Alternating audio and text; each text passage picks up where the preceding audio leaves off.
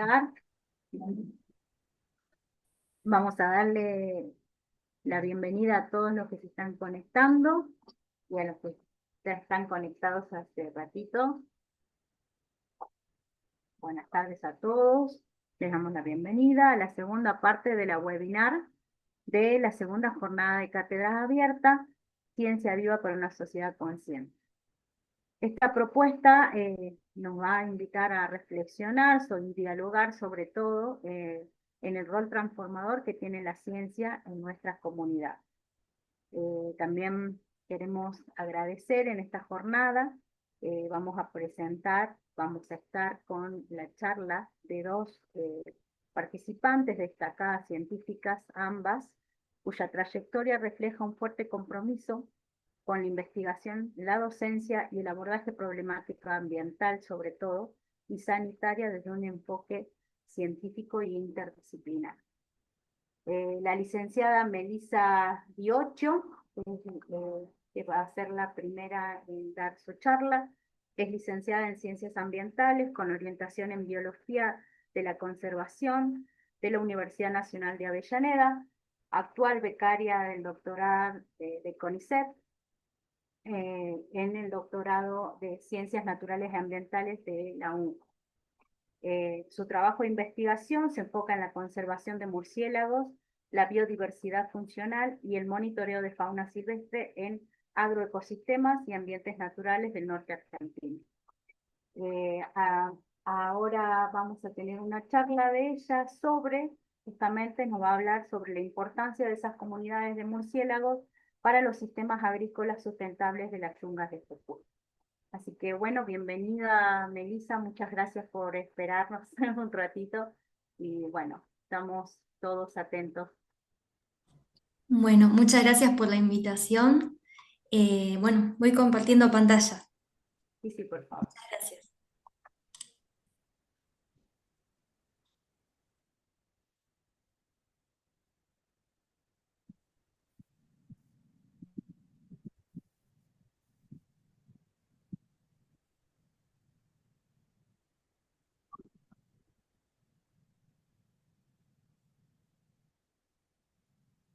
Bueno, mi nombre es Melissa, como les comentaba, soy licenciada en Ciencias Ambientales.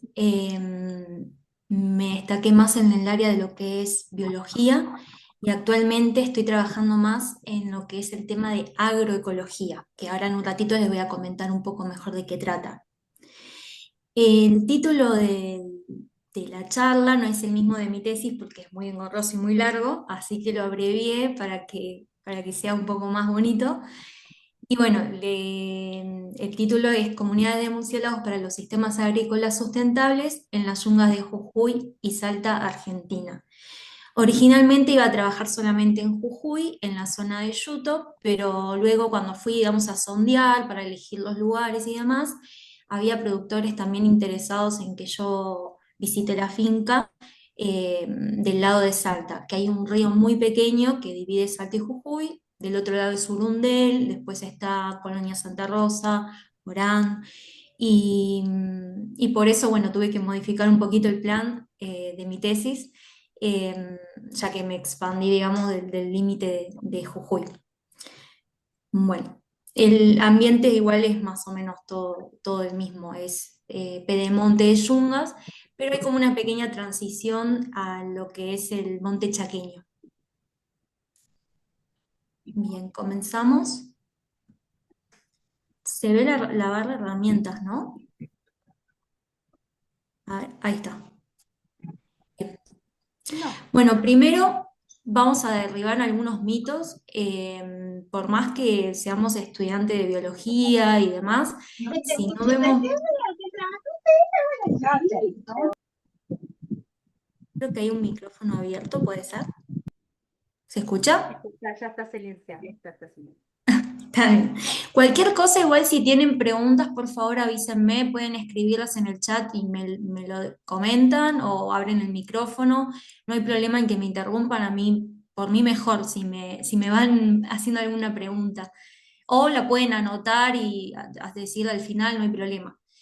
Bueno, para ir derribando algunos mitos, más allá de que seamos profesionales, futuros profesionales, hay unos mitos que están muy arraigados a estos bichos, al grupo de quirópteros, los murciélagos, que al menos que trabaje justamente con ellos, igualmente siguen creyendo en esos mitos.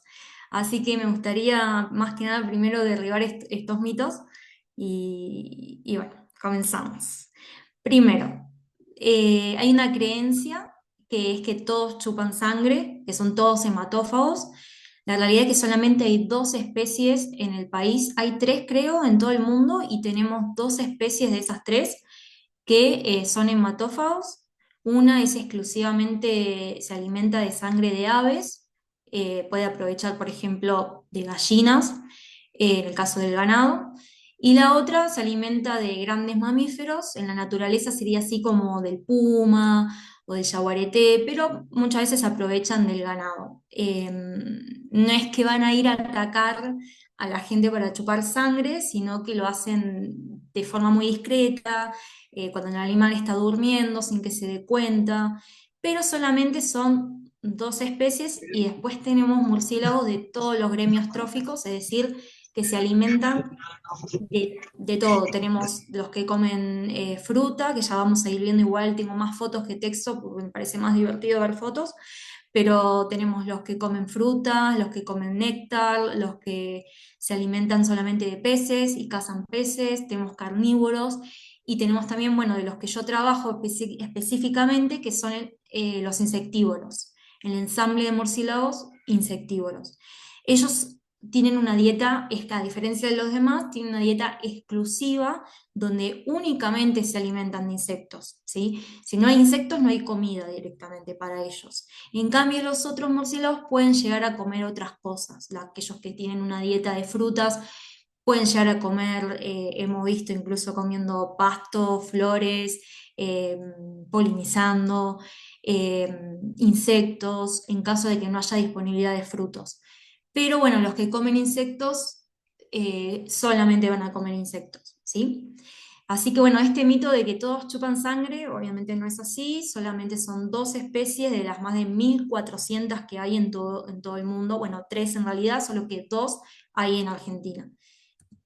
Otras que son ciegos, debido a que tienen la ecolocalización, que es eso que, bueno, como tienen los delfines, que muchas veces se asocia a los delfines, también hay un pájaro, me enteré hace no mucho que hay un pájaro, un ave, no sé si es pájaro, pero es un ave que está en Centroamérica, en unas cuevas que también tiene ecolocalización, y después los murciélagos también, que es el grupo más conocido y lo que lo tiene más desarrollado, que es eso que emiten sonidos que no siempre son audibles para el humano, a veces sí, a veces no, tienen diferentes frecuencias y tienen diferentes llamados, dependiendo si están cazando, si se están defendiendo, si se están comunicando entre ellos, si están localizando a su cría, tienen diferentes llamados y diferentes frecuencias.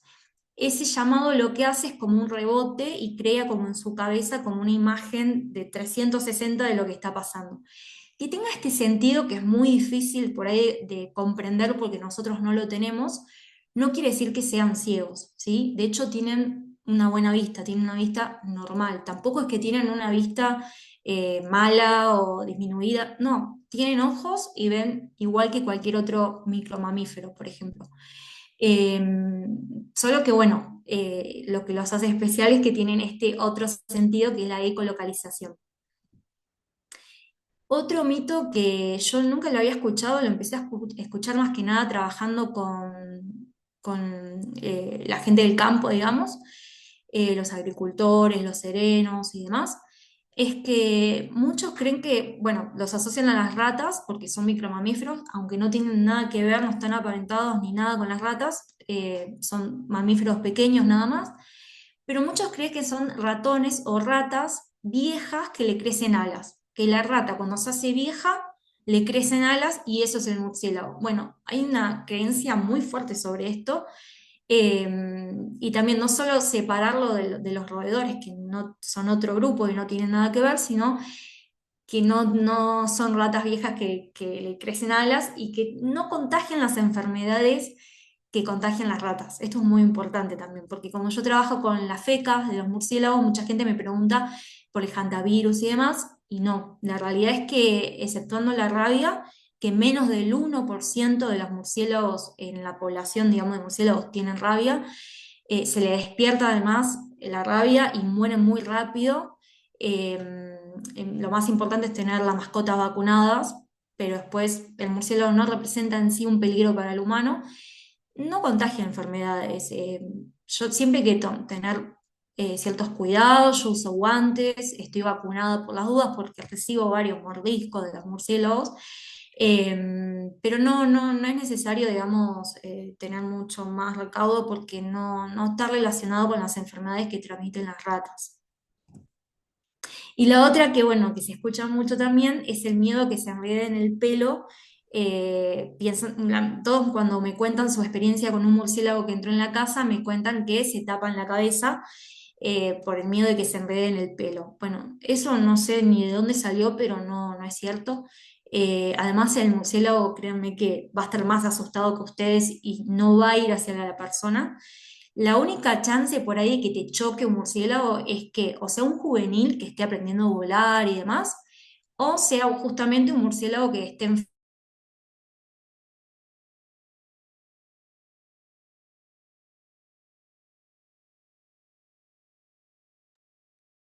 Uy, no sé si se tildó, Melissa. No sé si ustedes están bien o soy yo. No, no, se clavó la pantalla. Si le pueden enviar algún mensaje, A debe ver, ser su conexión. sí, debe ser su conexión.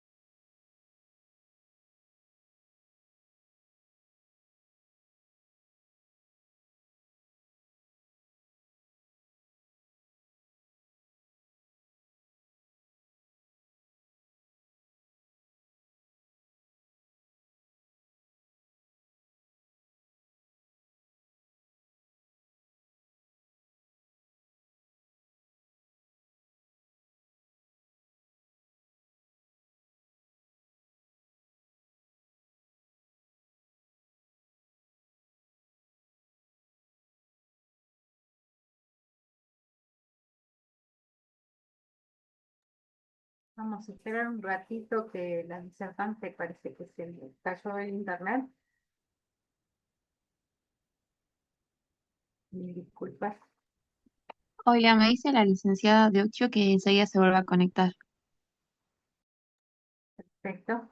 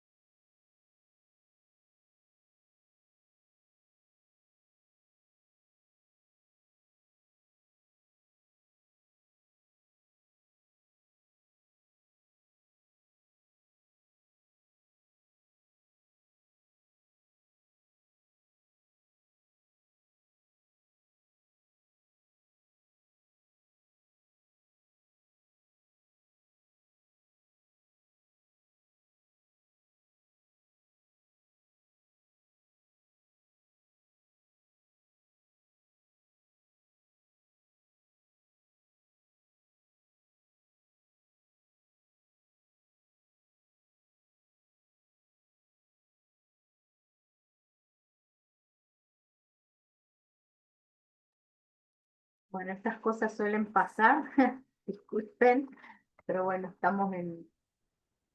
es muy probable que sucedan estas cosas con el internet. Vamos a esperar un ratito más. No, y es información interesante, ¿sabes? En la Facultad de Ingeniería hay murciélagos. Encontraron uno hace un par de semanas y una de las cosas que no se sabía era cómo actuar, viste que uno por ahí piensa que es en lugares más alejados, pero encontraron heces al parecer están en una parte del techo, así que nosotros también tenemos techos parecidos, no sé si acá no vieron, pero eh, como Sí, para informarnos.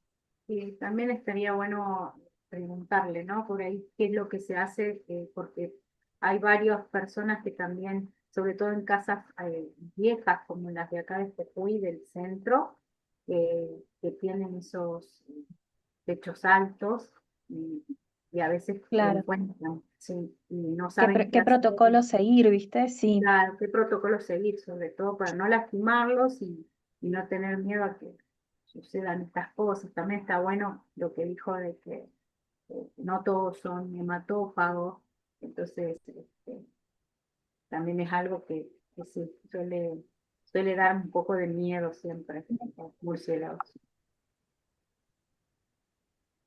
Ahí está. Volví. Hola, Melissa. Perdón, se me cortó el internet justo Sí, ahora. tranquila. Tranquila, Corte y suele corte. pasar. Sí, no, y aparte últimamente se corta por poquito tiempo, pero para como que vuelva a enganchar tengo que reiniciar el modo en la compu, porque si no tarda más todavía, digamos, en que enganche el internet. Bueno, sí, Y justo bueno, no te diste cuenta, estaba justo comentando, bueno, ya habías pasado sí. las dos primeras, así que digamos. Sí, sí, me apareció el cartel, así que menos mal, porque si no, seguir hablando sola. Es que pasa eso a veces, que uno no se da cuenta que se había cortado. Sí, bueno, me habían dicho que me quedé ahí, puede ser, en donde se Sí, enredan, la gente piensa que se enredan en el pelo. sí, sí, sí. Bien, bueno, eso que me comentan mucho de que se tapan con una campera o algo cuando entra un murciélago en la casa porque piensan que se van a enredar en el pelo y después se van a tener que pelar. No sabemos de dónde surgió eso, es bastante llamativo ese mito, pero es un mito, eso no sucede. De hecho, a mí una vez me trepó un murciélago a la cabeza hace mucho y no pasó nada, me lo saqué y siguió volando. Normalmente son muy buenos esquivando a la gente o cosas por este vuelo especializado que tienen. Ese vuelo que uno ve muchas veces en la noche y parece errático, en realidad lo que les comentaba, no sé si se llegó a escuchar, es que es un vuelo especializado, es decir, tienen un vuelo mucho mejor que las aves, es súper rápido porque tienen que cazar insectos, más que nada los que comen insectos tienen ese vuelo especializado, tanto para esquivar como para cazar, porque tienen que atrapar, por ejemplo, polillas, que no sé si lo intentaron, yo tengo que capturar polillas en mi tesis y es muy difícil. Algunas tienen un vuelo que realmente, o como una mosca, digamos, muy difícil de atrapar. Y bueno, estos bichos tienen un vuelo excelente, más con la ecolocalización, para poder cazar o para esquivar. Entonces, por lo general, no es normal que te choque un murciélago, al menos que sea uno que esté aprendiendo a volar o que esté enfermo, sino por lo general no son fáciles de atrapar, ni te van a chocar, ni nada de eso. Así que nada, Meli, ese es otro mito, otro miedo que no es innecesario. Y bueno, el último es este que piensan que son Meli, todos, ¿sí? perdón, que si podías empezar a presentar de vuelta, porque Sí. no queda presentar. Ah, perdón, perdón. Bueno, igual se escuchó, ¿no? Sí, sí, sí, no, escuchar, escuchamos. Perfecto. No había fotos todavía, así que vamos bien. Ahí va. ¿Ahí se ve? Perfecto, ahí se ve. Ahí está. Bueno, el último mito que este, bueno, sí, tiene un poco más de fundamento, pero también es un mito, es que se cree como que todos los murciélagos son dañinos, que esto que decía de las enfermedades, o que todos tienen rabia. Como les comentaba, menos del 1% de la población de murciélagos en un estudio de investigadores, esto lo aclaro ahora, les comento por qué, tienen rabia. Además de eso, a diferencia de los animales, el perro, el gato, incluso la persona, cuando el murciélago se le despierta la rabia, por lo que tengo entendido, no soy viróloga ni nada, pero por lo que tengo entendido, suele afectarle mucho, digamos, se enferma y muere rápido. Están atontados, vuelan así mal, caen en algún techo y ahí es donde puede contagiarse algún animal. Pero suelen morir bastante rápido, a diferencia de cuando se contagia una mascota o una persona. Muchas veces lo que pasa es que, bueno, si vamos a recoger los datos de cuántos murciélagos tienen rabia en el Pasteur de Buenos Aires, que es el que hace los estudios, digamos, eh, va a dar un número más alto, quizás un 5%, un 6%, porque la mayoría de los murciélagos que se llevan ahí son murciélagos que justamente cayeron porque están con rabia muertos y al hacer el estudio dan positivo. Pero no es un muestreo de la población de murciélagos en general, sino como más bien de aquellos que fueron recogidos del suelo o que han mordido a alguien y están justamente infectados. Por lo tanto, ese dato no se lo toma como real, sino aquellos que estudian y bueno, hay que sacrificarlo porque la única forma de verificar si una persona, un animal o un murciélago tiene rabia es una vez muerto, se abre el cerebro a la mitad y ahí ellos verifican, no sé bien qué es lo que se ve, ya es algo más de los veterinarios, de los médicos, pero ahí se ve en el cerebro que tiene rabia. Mientras está vivo no hay un test que pueda decir tiene o no tiene rabia. Pero sí se sabe que no llega al 1% de la población. Es un virus que ellos tienen porque ellos tienen mucho coronavirus que no son transmisibles, que no generan enfermedades ni nada, pero justamente por todo esto que ellos hacen, son mamíferos que vuelan, que tienen ecolocalización, tienen un montón de cosas, como muchas eh, como habilidades, por decir de una forma. Entonces, en su evolución, donde sus manos se transformaron en alas, se adaptaron así para volar y demás, tienen que tener cierta resistencia y para tener esa resistencia tienen un reservorio grande de coronavirus. Entre ellos está el de la rabia, que se puede despertar y matar al bicho. Pero, como ya dije, menos del 1%, así que no es un problema grave, siempre y cuando se tengan las mascotas vacunadas, está todo bien. En el caso de quienes trabajamos con murciélagos, siempre lo recomendable es darse algunas dosis de antirrábica para estar protegidos, porque algún mordisco por lo general recibimos y ya estamos tranquilos de que estamos cubiertos por ese lado. Bueno, esos son los principales mitos. Si conocen otro o tienen alguna duda de si es verdad o no algo que escucharon de murciélagos, aprovechen ahora o después para comentarme, así lo vemos juntos, estaría bueno. Estos son los que más se escuchan, pero quizás haya otros que desconozca, así que cualquier cosa me preguntan, ¿sí? Bueno, continuamos. Como le decía, más de 1.400 especies de murciélagos hay en el mundo. Hay 73 especies hasta ahora, porque hay un grupo en particular, un género donde se están descubriendo nuevas especies, entonces puede que haya un par más o un par menos, no sé, pero por ahora son 73 especies que hay en Argentina y en Jujuy tenemos alrededor de 40, que también hay que verificar porque siempre puede haber alguna más o alguna menos. Pero bueno, en Jujuy tenemos una diversidad muy alta, ya que tenemos 40 de las 73 especies, por ahora al menos. Eh, bueno, lo importante de los murciélagos, como le decía, todos comen, tienen diferentes dietas y a través de esas dietas o gremios tróficos va a estar relacionado con el servicio ecosistémico que ellos brindan, ¿no? Por ejemplo, los que comen fruta van a dispersar semillas, igual que las aves. Los que comen néctar actúan como polinizadores. Ahora, ¿qué pasa con las aves? no son los mismos frutos que comen las aves. Por lo general, a los murciélagos les gustan frutos que son más dulces y no tan ácidos. Entonces, no se cruza, digamos, la dieta del murciélago con las aves, los pájaros. Lo mismo pasa con el néctar. Las flores que ellos polinizan suelen ser otras, diferentes a las que polinizan los pájaros, ¿sí? Tanto frutos como polen, flores, suele ser diferente. Y bueno, dependiendo su gremio trófico, van a brindar un servicio ecosistémico siempre. Es importante recalcarlo porque por más que uno tenga el deseo de conservar al bicho, porque, no sé, nos guste o nos cope la conservación, la biología de la conservación y demás, siempre hay que dar como una explicación donde favorezca de cierta manera al humano, ¿sí? Porque no a todos le va a interesar lo mismo que a nosotros, entonces está bueno también buscar la razón por la cual es importante para el hombre. Eh, bueno, por eso las funciones ecológicas se traducen en servicios ambientales.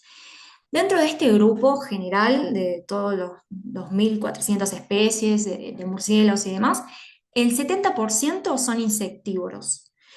Algunos que están en el grupo de Vespertilionidae, justamente por vespertinio, es porque salen más temprano y aprovechan el pico de mosquitos que hay en las ciudades.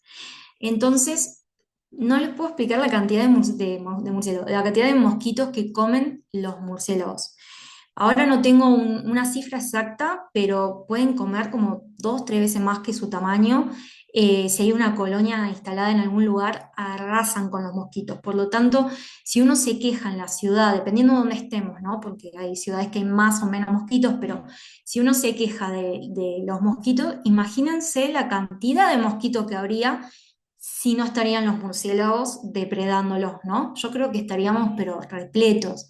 Habría muchísimo más, porque son unos grandes depredadores de mosquitos. Principalmente no, perdón, esta familia Vespertilionidae, que sale un poco más temprano, cuando todavía hay un poquito de sol, y arrasa con ese pico de actividad de mosquitos.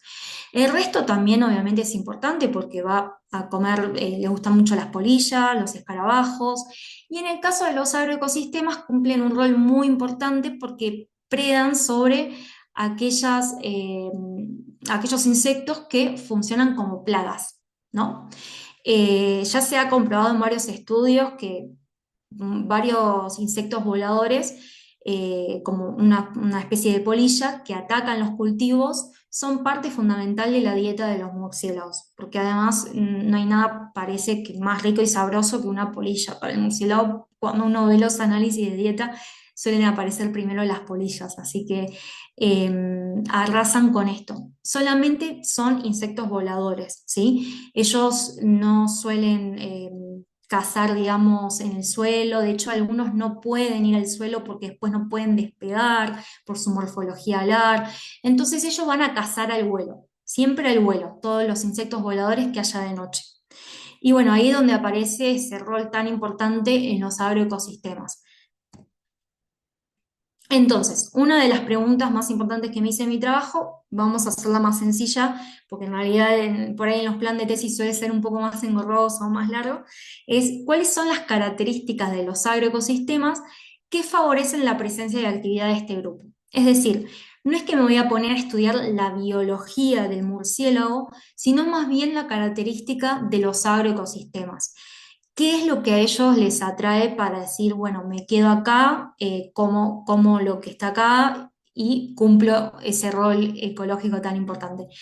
¿Qué cosa les atrae para poder quedarse en una finca? Si nosotros descubrimos esto y lo podemos incluso estandarizar, hacer indicadores, índices y demás, vamos a tener una herramienta que es parte de mi proyecto, una herramienta donde con mucha facilidad podemos modificar o diseñar los agroecosistemas para atraer de manera natural a este grupo, ¿sí? Parece una pavada, pero la realidad es que a veces parecen indescifrables los murciélagos porque, por ejemplo, los refugios donde ellos duermen son muy, ¿cómo decirlo?, exquisitos a la hora de elegir su refugio. Y una vez que eligen un refugio, son muy fieles a ese refugio. Al menos que suceda algo malo en ese lugar, por lo general vuelven, aquellos que migran, vuelven todos los años y puede estar muchos años en ese refugio. Me ha pasado de ir a fincas, a hacer un sondeo durante el día y encontrar lugares que me parecían muy piolas para ellos, como que decía, bueno, este lugar seguro va a haber murciélagos porque tiene todas las características que yo aprendí en la bibliografía, que acá va a haber murciélagos. Y durante la noche, nada, no encontraba fecas, no había un solo bicho. También se ha hecho refugios artificiales para ellos y tampoco ha funcionado. Entonces es muy raro por qué eligen un lugar. Todavía es como que lo estamos investigando. Qué le gusta ya sea de los árboles, de los recovecos, de los huecos de los árboles o de los techos de algún galponcito. Lo mismo el tema del alimento, qué cosas son más sensibles, por ejemplo, algo que descubrí en mi tesina, que no sé si lo comenté, pero en mi tesina yo hice el mismo trabajo que estoy haciendo ahora, pero en un año, ¿sí? Yo trabajo con 6 fincas y para la tesina trabajé solamente con 3. Hice un trabajo un poco más sencillo, pero más o menos similar. Lo desarrollé a lo largo de un año, año y medio, y los resultados estuvieron tan copados que los llevé a un congreso, los publiqué y a partir de ahí surgió el entusiasmo de llevarlo a un doctorado, ¿sí? Esto lo hice en la región pampeana, pero estaba muy entusiasmada con venirme a Jujuy y trabajar con las áreas agrícolas que están en la zona de Ramal, por ahí por Yuto, donde hay muchas frutales y hortalizas. Bueno, volviendo un poco a este tema, yo lo había hecho en una tesina, estuvieron muy piola los resultados, pero algo que descubrí en esa tesina fue que yo había ponderizado, por ejemplo, le había dado mucha importancia al tema del agua, porque digo, bueno, el agua es algo fundamental para todos los seres vivos y demás, entonces una finca tiene que tener agua, porque si no hay agua no va a haber murciélagos, qué sé yo, nada que ver. Yo estudio también el área circundante, a 10 kilómetros más o menos, un poco más, de la finca, y hubo una finca que tuvo muchos murciélagos y no había nada de agua cerca, y esto se debe a que el murciélago puede volar en una noche hasta 20 kilómetros. Entonces quizás con una vez que vaya a algún lugar, tome agua y vuelva, ya está. Por lo tanto, si bien el agua es importante, quizás no sea algo tan importante para la finca, no es que tiene que tener un estanque o algo para que el bicho, un bebedero, para que el bicho pueda tomar agua. No, no necesariamente. Bueno, este tipo de cosas son las que vamos descifrando a partir del estudio de los agroecosistemas y de los murciélagos. Bueno, acá empezamos un poco con videos, creo que este es un video. A ver. Bueno, acá para que vean cómo vuela. A ver, para que voy a adelantar porque está en cámara lenta, porque si no vuela muy rápido. No sé si lo llegaron a ver. Ahí lo pongo otra vez.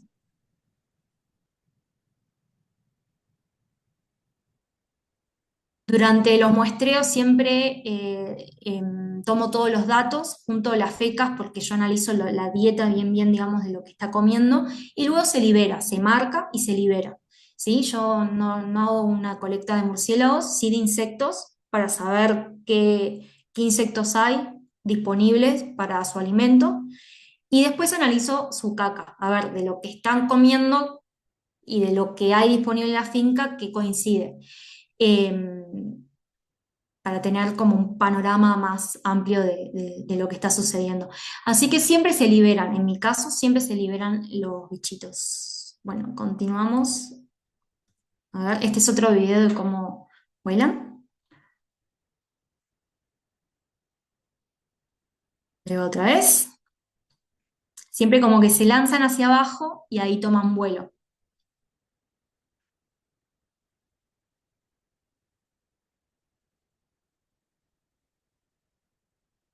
Bien, continuamos.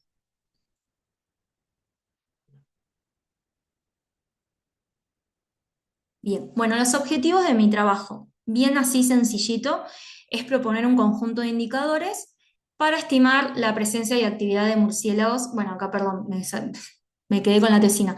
Como todavía sigo trabajando, yo estoy en mi tercer año de doctorado, todavía estoy en este momento estoy en el análisis de los resultados. Ya terminé mi trabajo de campo, pero estoy analizando todavía los resultados, por lo tanto no puedo ya decir cosas que todavía no estoy muy segura, pero sí les puedo contar un poquito de lo que fue mi tesina, que es más o menos, que es el mismo tema, solo que lo hice en un tiempo más corto. Por ejemplo, lo que fue mi tesina, las fecas, no hice análisis de ADN porque son muy caros y muy largos y muy complicados de genética, sino que directamente lo analicé con una lupa para saber si era un escarabajo, una polilla, lo cual para una tesina es aceptable y está muy bien, pero para un doctorado ya me exigían que sea un poco más específica en la dieta y que pueda decir qué especies están en las fecas, en las heces. Pero para una tesina estaba bien, de hecho fue súper divertido usar la lupa, descubrí que me gustaba mucho esa parte del laboratorio. Y bueno, estos indicadores yo no me voy a meter muy de lleno porque es muy engorroso, pero si a alguien le llega a interesar, yo le puedo pasar bibliografía. Son indicadores que la realidad son muy difíciles de armar porque están preparados para la agronomía y yo lo tuve que adaptar a un bicho en biología. Tardé muchísimo tiempo en armarlos y una vez que están armados y definidos y pensados y charlados con mi director mucho tiempo, usarlos es bastante sencillo, porque se le da un numerito, haces un calculito muy sencillo y te larga un número que te va a decir, bueno, esta finca tiene mucha probabilidad de que haya murciélago, esta no, qué le falta, por qué, qué tengo que mejorar. Es súper sencillo de usar una vez que están armados, pero bueno, como lo armé de cero, costó bastante al principio. Y bueno, la idea es poner a prueba estos indicadores haciendo un muestreo y ver si realmente esta predicción que yo hago se cumple o no. Si yo digo en la finca A va a haber más que en la B, bueno, tengo que ir a muestrear y ver si eso es correcto o no, ¿no? Porque si no, no hay forma de demostrar si se cumple estos indicadores que yo armé. En la tesina me fue muy bien, eso se cumplió, por eso quisimos continuar y hubo mucho entusiasmo con este trabajo. Bueno, el objetivo principal también de evaluar la presencia, diversidad y actividad de murciélagos en las fincas, como le comentaba, ya en un ratito les voy a contar cómo es que se hizo, y evaluar la disponibilidad de insectos, conocer, y esto es muy importante, conocer la percepción que tienen los productores sobre los murciélagos. Siempre que trabajemos en algún lugar, así sea un área natural protegida, sea ecología urbana en medio de la ciudad, o sean agroecosistemas, hay que tener en cuenta que siempre va a estar el hombre, va a haber gente y tenemos que trabajar con la gente, ¿sí?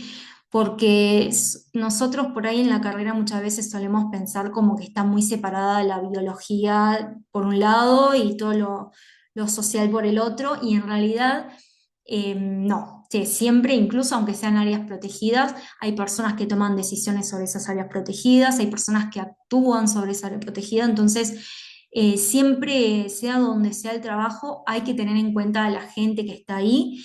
Eh, lo mejor es hacer como no como decir, yo voy a explicarle y enseñarle y decirle que los murciélagos son lo mejor, sino más bien hacer un intercambio, ver primero qué es lo que piensan ellos.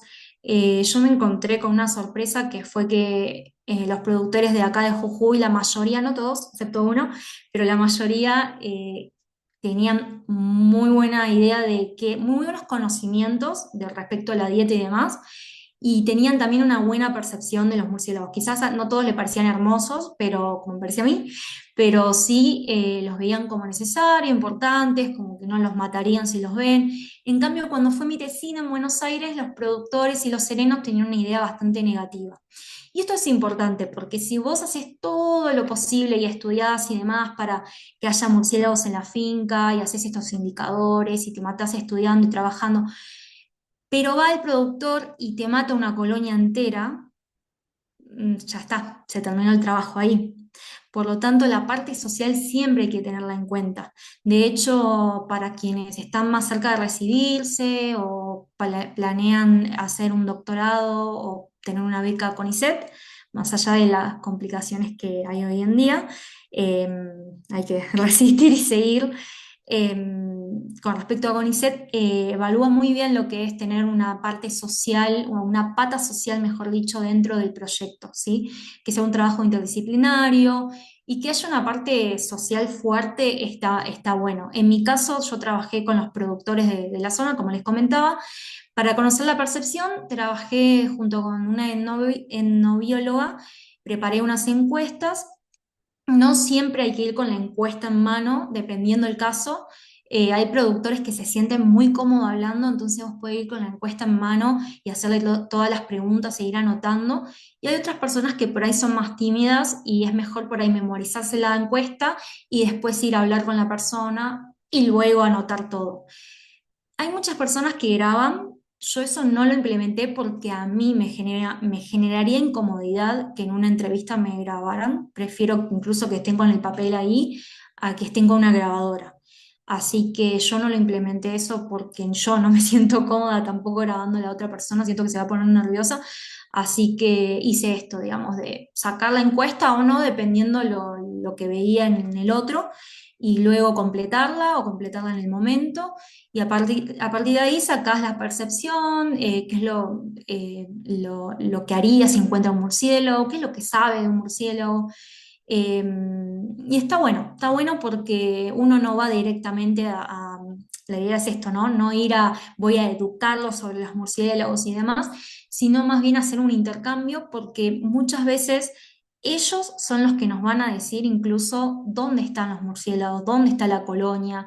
Incluso si trabajan con otros animales o en otro tema, ellos viven ahí, conocen mejor el lugar que nosotros. Nosotros quizás tenemos toda la formación académica, pero no estamos ahí. Y ellos que viven ahí, quizás sin esa formación académica, tienen mucho más conocimientos, así que sobre ciertos temas, así que está bueno, está muy bueno hablar e incluirlos e invitarlos a los muestreos y también como contagiar el entusiasmo, ¿no? Y que sea siempre un ida y vuelta, y no una sensación de me está viniendo a dar una charla en mi finca, y sí, de esa manera van a tener las puertas abiertas probablemente a las fincas o a los lugares privados, en caso que sean lugares privados.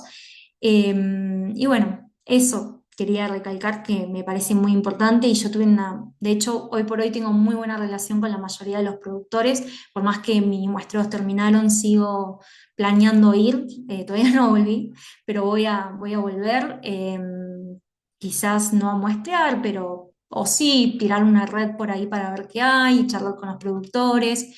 Está bueno ese intercambio. Muy bien, con respecto al área de estudio, como le comentaba, está justo en el límite entre Salta y Jujuy. Son 6 fincas, quizás hay una que la termine sacando por cuestiones climáticas que no me dejaron muestrear, pero para que vea más o menos la ubicación en los círculos azules es donde se encuentran las fincas. Algunas están en zonas más urbanas, otras están más sobre el monte, otras están más sobre el río, pero más o menos es el mismo ambiente. Eh, y bueno, todo eso se tiene en cuenta a la hora de hacer el estudio de la finca o del agroecosistema, ¿sí?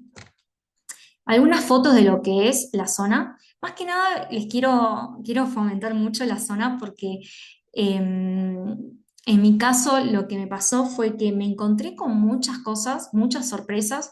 Cuando yo elegí la zona de muestreo, todo el mundo decía, uy, qué feo lugar, porque es un lugar que hace mucho calor, en el verano puede llegar a ser 50 de térmica, hay muchos bichos que pican, pero para aquellos que quieren hacer campo está muy bueno y lo recomiendo, porque hay muchísima diversidad. Justamente como es Pedemonte y como estamos en una zona de transición a Monte Chaqueño, hay una diversidad enorme. Nos hemos encontrado con bichos que jamás hubiéramos pensado. Hemos encontrado huellas desde yaguareté, puma, ¿qué más? Tapir.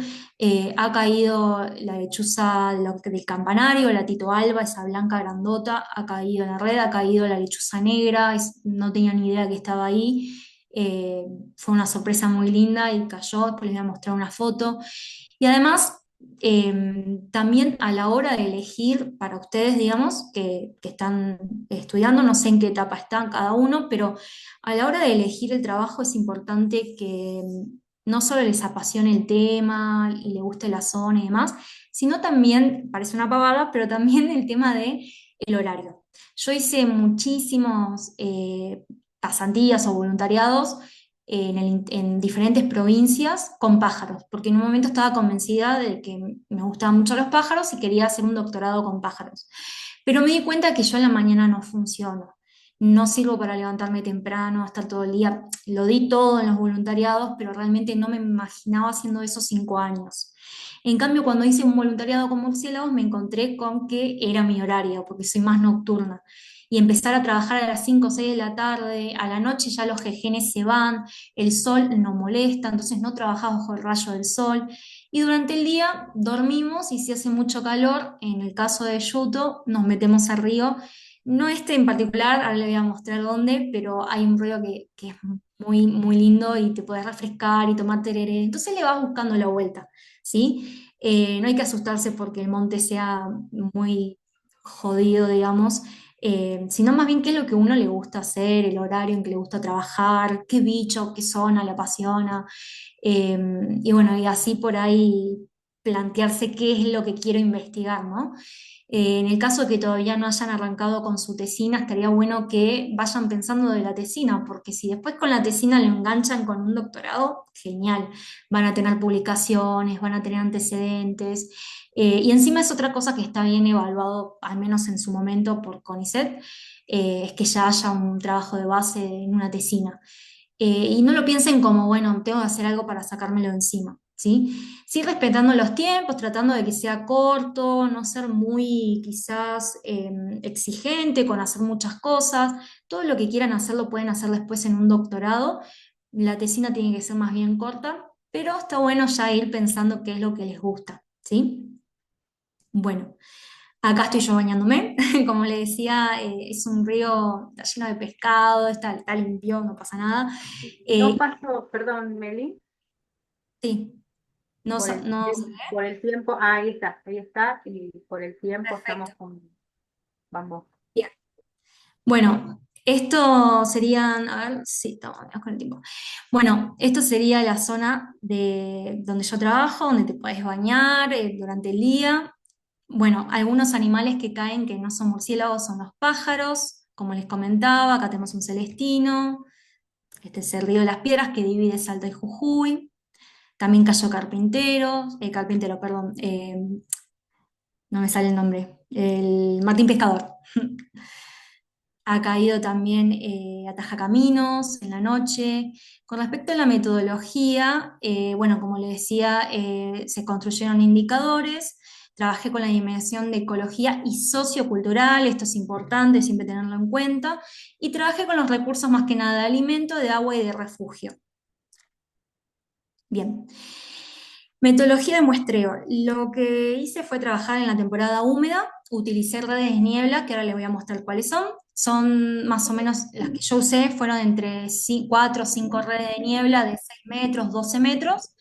Y además, en el último año agregué, gracias a un subsidio, un ecometer, que es un grabador que puede grabar a los murciélagos, aunque no se escuchen, no sea audible, los graba. Y después hay que hacer un análisis para saber qué murciélagos son. De esa forma puedo saber qué murciélagos están dando vuelta, aunque no hayan caído en la red. Por último, la trampa de luz para saber qué insectos hay. Ejemplos. Esta es una red de niebla cerrada. Como ven, hay un palo de pintor que compré. Si no se puede machetear un palo cualquiera. Y usé unos violines para poder atar los palos. Bien. Esta es una red, dos redes abiertas en la noche. No se ven bien porque justamente la idea es que no se vean visibles, que estén sobre el monte o algo para que no se vean y el murciélago se las lleve puesta. Este es el Ecometer. Es un aparato muy chiquito que se enchufa el celular, se baja la aplicación y listo. Después hay que hacer análisis, ¿no? Pero para grabar al murciélago es súper sencillo. Yo igual lo hice de una forma sistemática toda la noche agarrando el primer pico. Pero bueno, todo esto fue en simultáneo, por eso era importante tener voluntarios porque a veces no daba abasto, digamos, con tanto trabajo. Bueno, acá trabajando a la mañana, a veces se amanece y seguimos trabajando, tomando los datos del murciélago con un calibre, los datos del ala, cortándole el pelo para poder identificar si vuelve a caer. Así guardaba las muestras de las fecas en Eppendorf, que luego fueron llevadas a Buenos Aires para su análisis genético, en este caso. En el caso de la tesina usé una lupa. Bueno, acá para que vean diferentes formas de murciélago, este murciélago es un insectívoro que tiene la cola incluida en el uropatagio, que es esa membrana que tienen en el ala, también la tienen en la zona de la cola. Y hay un grupo en particular solamente que tiene esto. Este es uno de los murciélagos, no el más grande, pero uno de los más grandes que hay en la zona. Como pueden ver, el ala es enorme. Esta es la trampa de luz que le decía, es simplemente una lámpara, una sábana y todo bicho que huele va al parar del frasco, ¿sí? Yo no soy entomóloga, así que a veces caían bichos diurnos que igual iban a la luz, pero bueno, ante la duda yo metía todo lo que volaba a la noche en el frasco para que después, por una entomóloga, se pueda analizar bien las especies. Y la metía, bueno, en un frasco donde lo tabulaba de esa manera con la fecha y la finca poniendo los piolines para poder... es un trabajo un poco forzoso, pero con ayuda se puede. Me ha pasado de no tener voluntarios y tener que ir sola al campo y es un poco más difícil. Lo ideal es tener siempre voluntarios y que te ayuden y del paso aprenden y bueno, seguimos. Acá hay una red abierta, como ven, no es muy visible, que es la idea. De esa forma se la pueden llevar puesta. Si nosotros vemos muy bien la red, los murciélagos ni hablar, ¿no? Así que la idea es que no esté muy visible. Acá un ejemplo de cuando caen, cómo se ve, cómo se enredan. Ellos al intentar salir aletean y se quedan enredados. Bueno, les puse fotos para que vean que no son todos iguales, porque la gente suele creer que son todos iguales. Son muy diferentes la forma de la cara, los colores. Este es un insectívoro, que es el que le mostré antes, donde tiene bastante el uropatagio también en la cola, en las alas. Este es muy chiquitito, la gente suele creer que es un bebé, pero en realidad el adulto ya es así pequeño, muy pequeño. Este es el mismo, pero en color dorado, porque a veces la misma especie tiene diferentes colores. Más allá de la luz, realmente tienen diferentes colores. Esta especie en particular, Pthecicus diminutus, bueno, me tocó una vez uno bien doradito, como el que ven en el caso de la derecha, bien dorado. Esta es la flor de la pitaya, hay una producción de pitaya muy importante en la zona de Yuto, muy interesante, pues es una producción muy grande, donde los murciélagos podrían estar haciendo una polinización, no solo los nectarívoros, como este, que es un nectarívoro, ven que tiene la trompa más larga y la lengua como más larga, bueno, eso es porque la lengua sale y, bueno, comen el néctar y se llenan de polen y hacen la polinización. No solamente este bicho lo hizo, sino que también encontramos frugívoros, muchos, hay muchos frugívoros en la zona, cuando no hay frutos, aprovechando este recurso, por lo tanto, hasta los frugívoros estarían haciendo una polinización. Este es un frugívoro grande, se llama frutero grande en el nombre vulgar. Este es un insectívoro que me gusta mucho, un molócido. Ven que son muy diferentes, el tamaño de las orejas, la trompa. Este es el frugívoro más común en la zona. Eh, Tiene una hoja nasal que se lo diferencia de los demás. Eh, Continuamos. Este es un nectarívoro, un frugívoro. Y bueno, al haber tantos datos de frugívoros que en realidad no va dentro de mi tesis, lo que hicimos fue armar un proyecto de tesina con una alumna de la facultad de ustedes. Hay una alumna que está en este momento trabajando su tesina con los datos de los frugívoros, porque la realidad es que yo no lo puedo trabajar porque no es parte de mi tesis y no puedo abarcar todos los temas, pero hay muchos datos de actividad y demás muy interesantes para que alguien los trabaje. Entonces, de esa forma se puede vincular a una tesina. Ella fue voluntaria mía en los últimos muestreos, le copó, digamos, el tema, así que Belén Erazo, que creo que está en la charla, está haciendo actualmente, arrancando su tesina con la parte de frugivoría, digamos, de los murciélagos de esta zona. Así se ven las patas de un murciélago que no tiene cola, como es el caso de ese grandote que vimos hace un ratito. Las bananas, hay muchas bananas en Yuto, perdón. La flor de la banana también es polinizada por los murciélagos. Este es el caso de la lechuza negra que les comenté antes, que a veces cae en las redes, es muy fácil sacarla. Y bueno, lo bueno de trabajar en fincas es que siempre te regalan comida, te regalan palta, pitaya, mango, nada, está buenísimo. Así que si pueden ir a trabajar, están las puertas abiertas, me avisan. Yo les hago el contacto con los productores porque ellos están muy contentos con el trabajo, así que, y bueno, se van a llevar también bastante comida. Los Murcia y la Tesina, bueno, para que vean algunos también que no me aparecieron acá. Ahí están los nombres científicos, por si alguien le quiere sacar foto o algo, pues me avisan. No tenemos mucho tiempo, así que me estoy apurando. Y les mando la información. Molossus molossus, Eumobonariensis, Tagaria brasiliensis, todos esos son molósidos, porque tienen la cola como un ratón, dicen cola de ratón. Myotis dinelli, que es una especie muy peludita y muy chiquitita, el adulto, ¿no? Muy chiquitito. Ya es otra familia de insectívoros, Tesicofuninalis. Vieron que son muy diferentes cada uno, los colores, las formas, las alas. La Ciruelosebili, que es el favorito de casi todos los murciélagos, porque es muy bonito, es muy peludito, hace mucho que no lo veo, pero es muy lindo. Bien, la cuestión social, como les decía, muy importante tener en cuenta la parte social, más que nada si trabajan en conservación, pero sea lo que sea, siempre tener en cuenta los actores sociales y demás. En este caso son los productores los que tienen en sus manos la posibilidad, como decía acá, de generar cambios en sus fincas, ¿sí? Por más que uno haya estudiado todo, si el productor está negado, nada va a cambiar, entonces está bueno trabajar con ellos. Algunos trabajan haciendo talleres, otros hacen encuestas, en mi caso ya les voy a mostrar lo que hice, pero cada uno va buscando la forma, digamos, de también hacer una devolución, ¿no? De lo que uno encuentra. Un productor estaba enojado con un grupo de aves de no sé qué provincia que habían ido. Él le encanta las aves, sabe de aves, abrió sus puertas de la finca para que vayan a muestrear. Hicieron los muestreos, se fueron y nunca más. Nunca le comentaron qué había, qué fotos sacaron, nada. Y eso a él no le gustó porque sintió como que lo dejaron a un lado, como si no le importara, y en realidad a él sí le importa y le gusta. Entonces yo muchas veces cuando es así le mando a los agricultores o a los trabajadores, le mando por el WhatsApp fotos de los bichos, mirá lo que encontré, o si encontré un pájaro o cualquier cosa que veo que me llame la atención, se los mando, lo comparto, o ellos me mandan a mí, mirá Meli lo que encontré, o vi un murciélago acá, allá. Y bueno, de esa forma nos beneficiamos los dos, ¿no? Y la parte también importante de profundizar el conocimiento acerca de la diversidad y ecología de los murciélagos va a ayudar de esta forma a compatibilizar el interés que hay sobre este bicho para poder conservarlo, ¿sí?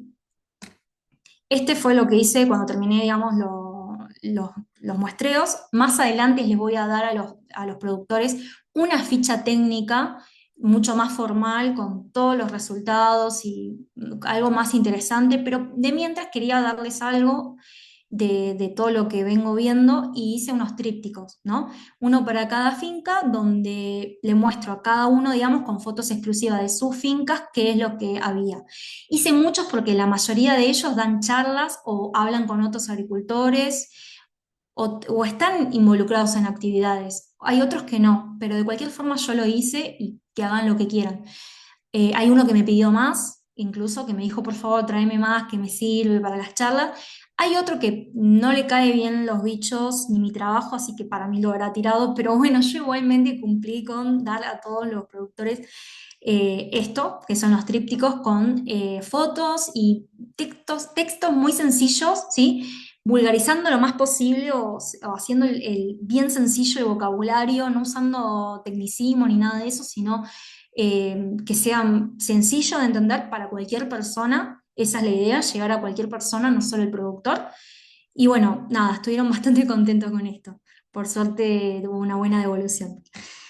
Concluyendo, los murciélagos en la finca podrían estar ejerciendo un control biológico. El desarrollo de estrategias y manejo de las fincas que favorezcan la presencia de murciélagos permitiría reducir la aplicación de pesticidas. ¿Quiénes se van a beneficiar con esto? No solo los productores porque no tendrían que usar tanto pesticida. No estamos diciendo dejar de usarlo en la agroecología. Es imposible no usar nada. Que usen, pero que usen menos puntualmente cuando ven un caso donde no lo puedan solucionar. Bueno, ahí. Porque algunos productores tiran todo el tiempo, todo el año, sin ni siquiera saber si hay realmente una plaga. Por las dudas ellos tiran, ¿no? Entonces capaz no es necesario, están haciendo un gasto bastante, perdón, lo que voy a decir, bastante al pedo, y además de eso están matando mucha fauna. Nosotros hemos visto inclusive luciérnagas que caían del cielo porque estaba totalmente contaminado el ambiente en una de las fincas donde tiran mucho plaguicidas, insecticidas, y hay otras que por suerte no, donde puntualmente cuando hay un caso muy grave tiran insecticida y si no tratan de que el mismo ambiente regule solo, ¿no? Entonces, bueno, se busca eso y además también hay un beneficio para los consumidores, ¿no? Porque nosotros al final somos los que, como las personas, digamos, las comunidades, vamos a consumir, comprar estas frutas, hortalizas, que pueden estar llenas de veneno o no, dependiendo de las prácticas que haga el productor. Entonces, se benefician los mursis, toda la fauna y flora del lugar, los productores y el consumidor final. Por lo tanto, es importante tener en cuenta esto. Y por último, insisto, trabajar con la gente. Acá tengo una foto con dos chicas, con dos niñas que más o menos las adopté como ahijadas ya, porque tenemos muy buena relación en una de las fincas. Es muy importante saber que los niños no tienen prejuicios sobre los bichos, son los adultos los que ya tienen esta idea. Entonces, quizás al adulto no le vas a poder cambiar la idea de que el bicho es bonito, que no es feo, que no es malo, pero los niños cuando no tienen esta idea, este concepto de los adultos, cuando todavía no le han dicho nada, y vos le mostrás el animal, les juro que todos los niños que les han mostrado un murciélago han quedado encantados, le parecen súper lindos, hermosos, bonitos. Entonces creo que si no se puede cambiar el tema de la percepción de los adultos, está bueno empezar quizás a través de los colegios, jardín de infante inclusive, con los niños, porque sí, realmente es muy diferente la percepción de ellos. Y de mientras, bueno, esto es algo que armé muy chiquitito para ustedes. Yo ya terminé con lo que es mi trabajo. Si tienen alguna duda, me encantaría que me contacten. Yo no tengo ningún problema en responder mails, mandar bibliografía y demás, pero algo que les quiero insistir, que me hubiera gustado que me lo digan a mí también cuando era alumna, es que hay muchas cosas que pueden hacer como alumnos. Asistir a congresos. Yo creía que el congreso era para quienes presentaban un trabajo. Si yo no tengo que presentar, ¿para qué voy a ir? Bueno, no. La realidad es que creo que el mejor momento es ahora, cuando estás perdido, no sabes bien qué hacer o estás viendo qué querés hacer. Ir a congresos, y encima tienen descuento como alumnos. Ir a congresos es importante porque ves muchos trabajos de muchas personas y vas descubriendo un montón de cosas, vas bien, no sé, capaz te fanatizás con algo en un congreso. Además tienen como una guía de las actividades que se hace cada día, cada hora, en simultáneo y pueden elegir a qué ir, digamos. Yo quiero ir a la charla de tanto, o me interesa tal animal, o me interesa tal otra. Pueden generar contactos, pueden encontrar a sus futuros directores, pueden nada, conocer gente, conocer qué se está haciendo.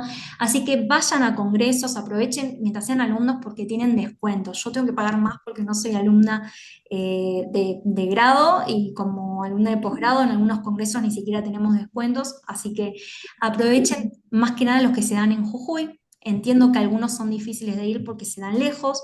De hecho, hay uno de ecología que se da en Mendoza, que yo quería ir, pero por temas monetarios no voy a poder ir, pero aprovechen los que se dan acá en Jujuy, porque los tienen acá, y no se hacen todos los años en el mismo lugar, ¿sí? Cada 1 o 2 años se va rotando el lugar, por lo tanto, aprovechen. ¿Cuáles están ahora?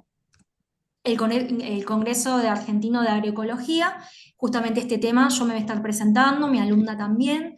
Está muy bueno, vayan a la agroecología si pueden porque es muy, muy divertido. Quizás no a los temas muy agronómicos, si no les interesa, más de biología. Se va a dar el 12, 13 y 14 de noviembre de este año en la zona de la parte del rectorado, ¿sí? Así que cualquier cosa me piden el link y yo se lo paso, pero vayan viendo para anotarse y asistan, que está muy bueno. Otro congreso que se va a dar es el de herpetología, acá en Jujuy, del 1 al 3 de octubre. También, por más que digan, no, bueno, a mí, no sé, los anfibios no me interesan, los reptiles, nada, qué sé yo, vayan y vean porque capaz se llevan una sorpresa, encuentran algún trabajo interesante, gente que trabaja con algún tema que les interesa y pueden hacer contacto. Así que si tienen oportunidad y están, vayan, aprovechen. Otra cosa que les recomiendo mientras sean estudiantes o estén terminando la carrera es que no solamente vayan a congresos, sino hagan voluntariados. A mí me costó mucho encontrar voluntarios para mi tesina, nadie quería ir a Yuto, me parece, pero hay mucha gente que en este momento está trabajando y que necesita voluntarios para diferentes cosas, como poner cámaras trampas, ya sea en la ciudad, cámaras trampas en Calilegua, bueno, esto de trabajar con redes, trabajar con acústica, aprovechen, busquen, pregunten, no tengan vergüenza, es el momento de ir a tocar puertas porque si no a veces uno no se entera de las cosas, así que toquen la puerta a algún profesor o manden mail, consulten.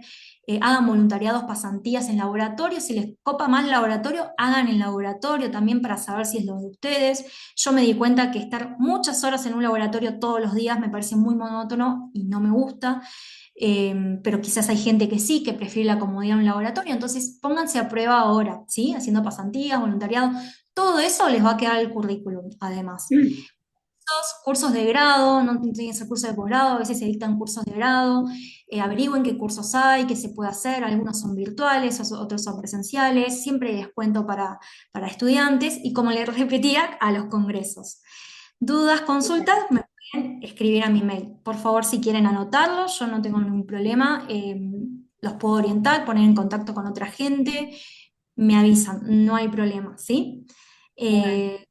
Bueno, Bueno, eso sería todo. muchísimas gracias, muy interesante tu charla, Melissa.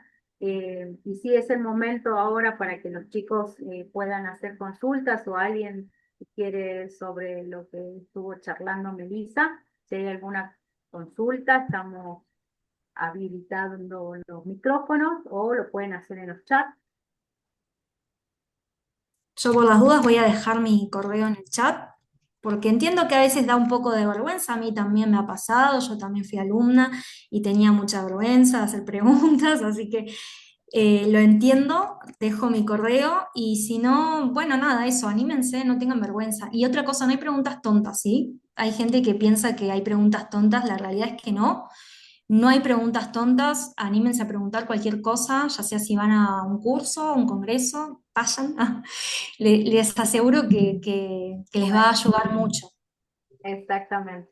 Gracias, Melissa, por tu charla, muy interesante. Y bueno, de los que desean, está en el chat, pero igual de todos modos queda la presentación, esto está grabándose, así que próximamente vamos a subirlo a las redes de la facultad. Por otro lado, bueno, sí, el tema de la asistencia, enseguida le vamos a enviar un formulario por el chat donde van a tener que poner su asistencia para los certificados. Bueno, siguiendo, retomando, ahora tenemos la segunda charla del día de hoy, que es la doctora Gabriela Vanessa Levi, que creo que ya está conectada. Sí, acá Hola, estoy, acá doctora, ¿cómo le estoy. va? Hola, ¿qué tal, Maggie? Muchísimas gracias. Bueno, la No, por doctora favor.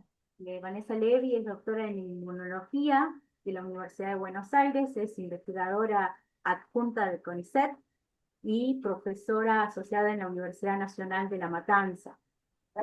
Su labor científica se centra en la biología molecular y celular de tripanosomátidos, está bien, ¿no? Y Perfecto, sí, sí. particularmente en la identificación de blancos terapéuticos para el tratamiento de enfermedades de Chagas, que es muy interesante y sobre todo, bueno, nuestro contacto fue porque estamos en una zona que tiene bastantes índices de Chaga, así que, bueno, estaría muy bueno escucharla y bueno, bienvenida y muchísimas Bueno, gracias, como ya le habíamos dicho, muchas por gracias a usted. participar en estas charlas que realmente, como decía Melissa recién, es el momento para ver un poco más. La biología es muy amplia y tiene muchísimos temas y tópicos para trabajar, entonces está bueno que los chicos vayan viendo y vayan conociendo y sabiendo qué es lo que les gusta. Muchísimas gracias y dejamos para el presente. Bueno, gracias. Pongo para compartir, ¿sí? Sí, Muchísimas sí.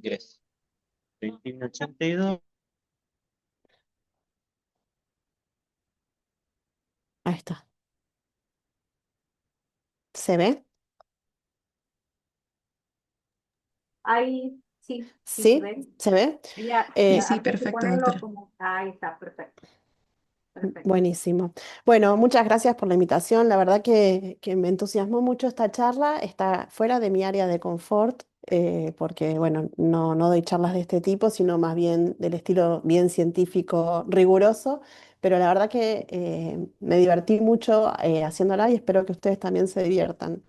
El título de la charla es Biología molecular en acción, revelando los secretos del parásito causante de la enfermedad de Chagas. Y como me dijeron las organizadoras que iba a estar dirigida hacia los biólogos y los estudiantes de biología y la comunidad general, y hago un paréntesis. ¿Ven los títulos con yo veo una barra arriba, la corro No, para abajo. no lo vemos a la barra. Perfecto. Entonces, bueno, lo primero que hice fue tratar de averiguar cuáles eran las actividades reservadas para los biólogos. La realidad es que yo me recibí de bióloga en el año 2001 y las actividades reservadas para los biólogos se empezaron a discutir mucho tiempo después y recién en el 2011, justo antes de que la carrera de biología sea incluida en el artículo 43 por la CONIAU, em, fue que se hizo una lista de 22 actividades reservadas para los biólogos, que obviamente cuando yo desde mi posición de bióloga molecular digo, bueno, a ver, ¿de qué se trata esto? Me encuentro con que en realidad es como que hay un montón de cosas que están reservadas para mi profesión, pero que en el fondo no las sé hacer. Porque la carrera no estaba preparada para esto, porque se hizo la lista después y además porque me da la sensación que no todas las universidades participaron de esta lista y quedaron muchas actividades que son perfectas para un biólogo que quedaron fuera. Pero bueno, algunas de las que me llaman un poco la atención desde mi rol de bióloga molecular es esto de programar y ejecutar. ¿Ven el puntero? Bueno, no importa. De programar y ejecutar Sí, acciones sí, sí. destinadas a la educación ambiental y sanitaria. ¿Sí? Tengo problemas para pasar la diapositiva. Ahí está. Em, Programar y ejecutar peritajes con el ordenamiento del territorio. Esto me explicaron que era de las especies invasivas. Claro, nosotros los biólogos moleculares estamos como bastante lejos de esto, ¿sí? Entonces es como que me costó sentirme bióloga después de leer esta lista de actividades reservadas. Y lo que me di cuenta es que en realidad lo que mejor me define a mí es esto, ¿no? El biólogo como un conjunto de células que habla de otras células. Obviamente lo que yo les mencioné antes son actividades reservadas a los biólogos, pero no son competencias exclusivas de los biólogos. O sea, hay otras competencias no exclusivas de los biólogos en las cuales también podemos participar, por ejemplo, en la biología molecular. Hice el doctorado en biología molecular en la UBA, así como me dijeron, tuve la suerte de entrar a hacer la tesina de grado en un instituto en Capital Federal que se llama Instituto de Ingeniería Genética y Biología Molecular, que bueno, de la doctora Mirta Flavia y del doctor Torres, que eran dos grandes en la biología molecular del parásito de Chagas. Me quedé ahí haciendo también la tesis de doctorado. También tuve la suerte de tener un director que era muy famoso en este tema, y una codirectora que me ayudó muchísimo.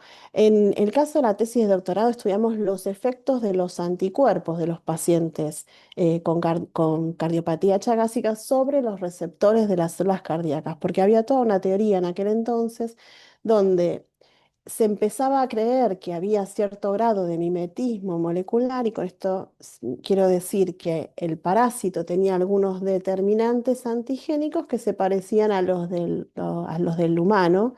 Entonces, frente a la respuesta inmune, cuando el sistema inmune producía anticuerpos para atacar al parásito, a su vez estaba atacando a algunos epitopes humanos. Así que bueno, lo que nosotros determinamos fue que, bueno, acá les muestro la similitud, lo que se ve acá que se llama TCP2 beta. El puntero me dijeron que lo ven, ¿sí? Sí, sí, doctora. Perfecto. De determinantes antigénicos, estos son aminoácidos y del parásito, ¿no? Y cuando vamos a estudiar los receptores cardíacos, vemos que algunos aminoácidos se parecen en la ubicación, en la conformación, y de ahí surgió la hipótesis de trabajo, que los anticuerpos dirigidos contra el parásito, que se montaban frente a la respuesta inmune, eran capaces de reconocer y de activar los receptores cardíacos. Y obviamente esto podría explicar de alguna manera la cardiopatía chagásica que se veía en algún porcentaje de los pacientes. Bueno, porque las fotos siempre están buenas, ¿sí? Este es un anticuerpo monoclonal que está diseñado contra el parásito, pero que reconoce los receptores cardíacos. Se ve que produce apoptosis, esta muerte celular programada en células de corazón, ¿sí? En cultivo. Y que además, cuando uno agrega los antagonistas de los receptores, en este caso, por ejemplo, el propanolol, lo que ve es que este efecto disminuye. Entonces, eso da una idea de la especificidad del estímulo. Están los anticuerpos, reaccionan con los receptores beta-adrenérgicos, producen muerte celular y esta muerte celular es desplazada, todo in vitro les hablo, ¿no? Es desplazada con el antagonista del receptor, lo que da cierto grado de especificidad. Bueno, fueron años muy, pero muy duros, ¿sí? Por suerte, nada, fueron 7 años me llevó este doctorado. Por suerte lo pude rendir, lo rendí en la Facultad de Farmacia y Bioquímica de la UBA y después de ahí me pasé a hacer un doctorado en la Universidad de San Martín. Acá les muestro una foto del instituto, es un instituto que se construyó, lo estrenamos en el año 2011. Tenemos la suerte que está construido para tal fin, porque después hay otros laboratorios que son como adaptaciones por ejemplo, el INGEVI, el que les mencioné al principio, en un momento era un colegio de monjas.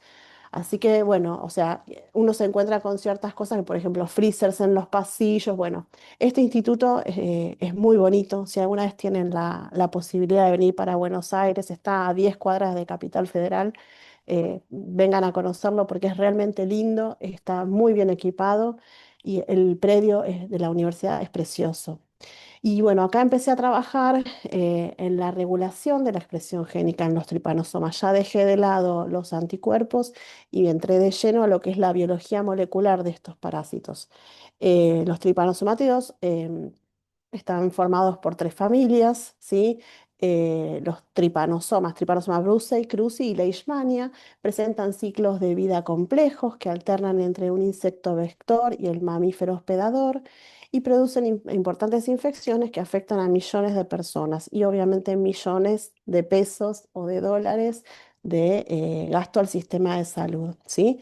En particular nos interesan dos, uno es el Trypanosoma cruzi, que es el agente etiológico de la enfermedad de Chagas, y el otro es el Trypanosoma brucei, que es el agente etiológico de la enfermedad del sueño, que se da en África, no es de América. Sin embargo, cuando uno estos parásitos los tiene en cultivo, Trypanosoma brucei es mucho más fácil de cultivar, crece más rápido, tiene ciclos de vida más cortos, entonces al investigador le permiten tener resultados con mayor rapidez. Por otro lado, también tiene herramientas moleculares, Brucey, que Cruci carece. Entonces, por ejemplo, lo que nosotros hacemos en biología molecular es agarrar genes que pueden ser propios de los parásitos o pueden ser de otras especies y los sobreexpresamos, o inclusive lo que podemos hacer para determinar si la funcionalidad de una proteína en particular es silenciarla.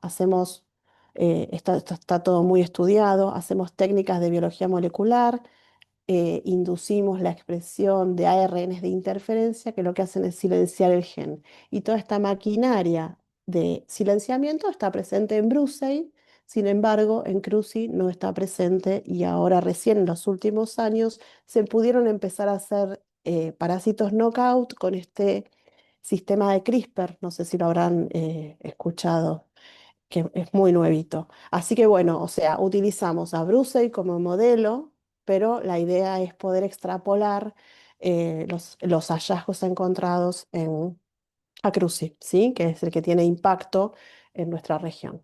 Estudiamos proteínas de unión a RNA dentro de estos parásitos. La de Cruci se llama TCSR62 y la de Brucey se llama TBRRM1.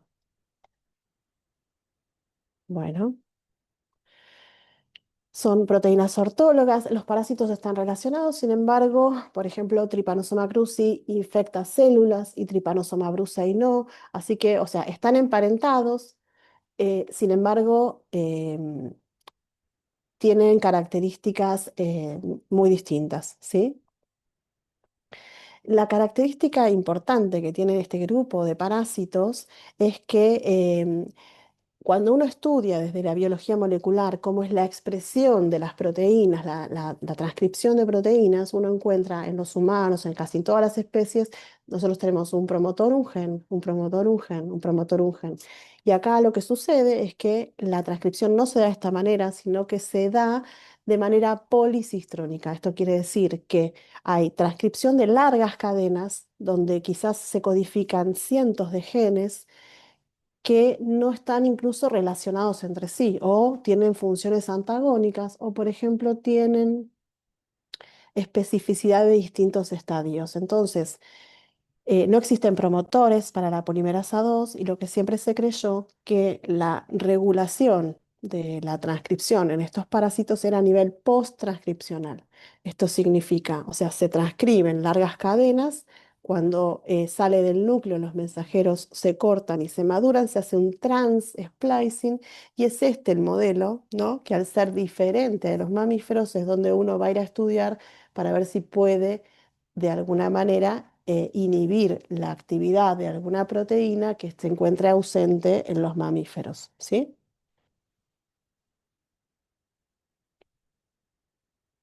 Bueno, esto es más o menos lo mismo, ¿sí? Tenemos acá, sería la polimerasa, acá tenemos 4 genes diferentes y se forman grandes cadenas que se van, a medida que se van transcribiendo, se van madurando y está este proceso de trans-splicing donde se le agrega una pequeña molécula de RNA de 39 nucleótidos que está súper identificada a todos los mensajeros, ¿sí?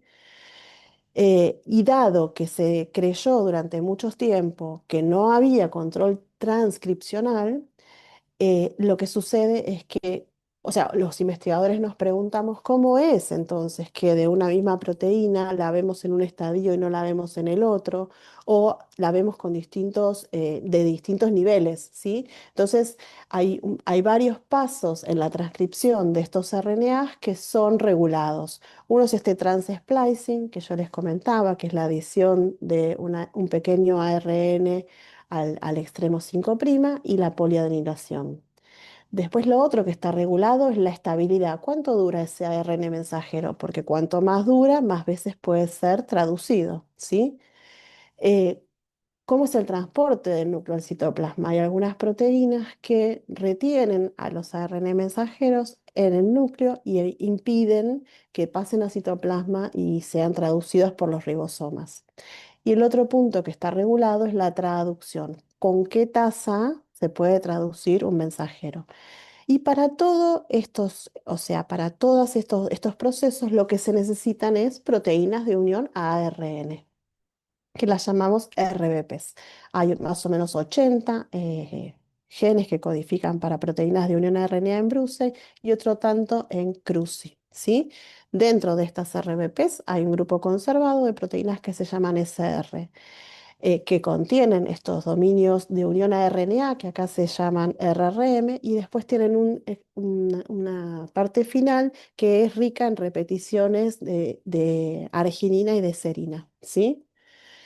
De estas proteínas SR existen 3 en T-Brucey, una es esta que les comentaba yo, la TBRRM1, ¿sí? Y se caracterizan por tener 3 dominios de unión a RNA, que son estos 3 RRM, ¿sí? Después el extremo C-terminal, el dominio de repeticiones de arginina y de serina, dedos de zinc y la señal de localización nuclear. Obviamente es una proteína con muchos dominios, es una proteína con muchas funciones, ¿sí? Lo que determinamos es que esta proteína en Trypanosoma brucei es esencial, o sea que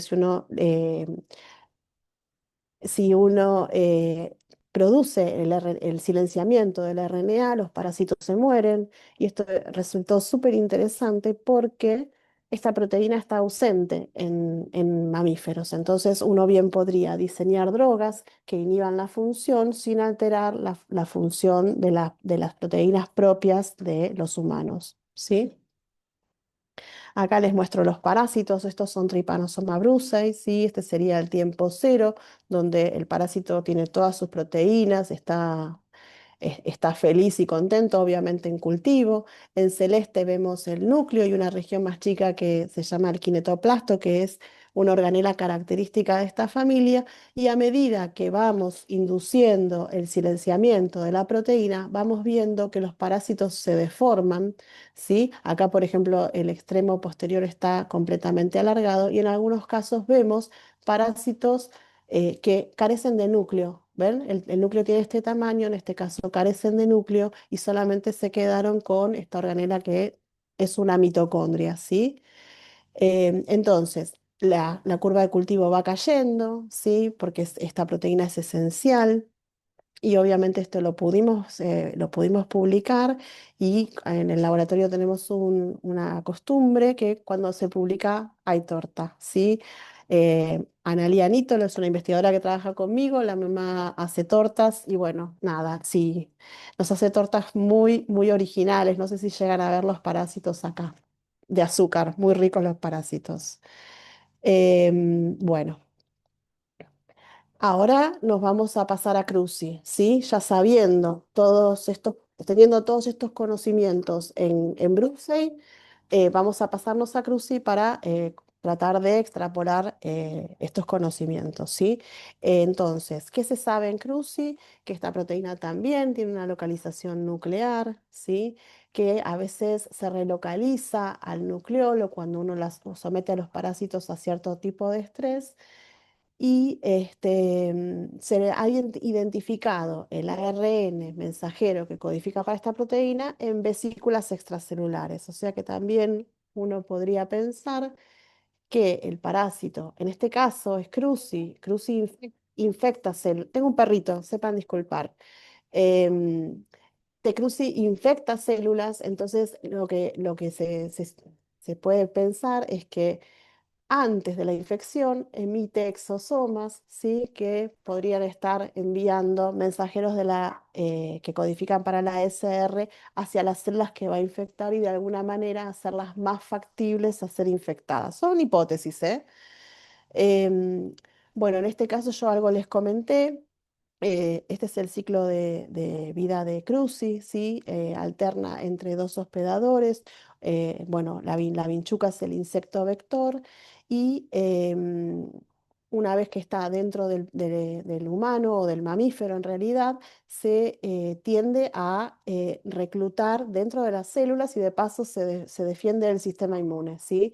No solo evade al sistema inmune, no solamente reclutándose en el interior de las células, sino también tiene un montón de mecanismos de evasión que son súper interesantes. O sea, es un parásito bastante sencillo, sin embargo, hace cosas que le permiten, ¿no?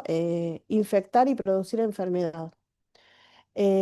Bueno, dentro de las células, que pueden ser células musculares o células cardíacas, pueden ser macrófagos inclusive, tienen una forma replicativa que se llaman amastigotes. Entonces, infectan células, se duplican, se replican hasta un momento que la célula está llena de amastigotes, que se diferencian en tripomastigotes, es la forma sanguínea, ¿sí? Que puede nadar, que tiene flagelo y que si se cierra el ciclo cuando una vinchuca, ¿sí?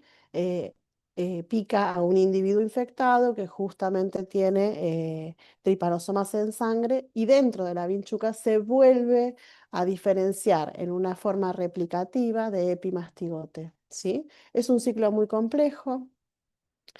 Y la hipótesis de trabajo que nos planteamos acá es que, al igual que la proteína de Brucey, la SR de Cruci es una proteína relevante y que se podría inhibir su función mediante compuestos, ¿sí? De manera de ofrecer una alternativa terapéutica que sea efectiva contra la enfermedad de Chagas.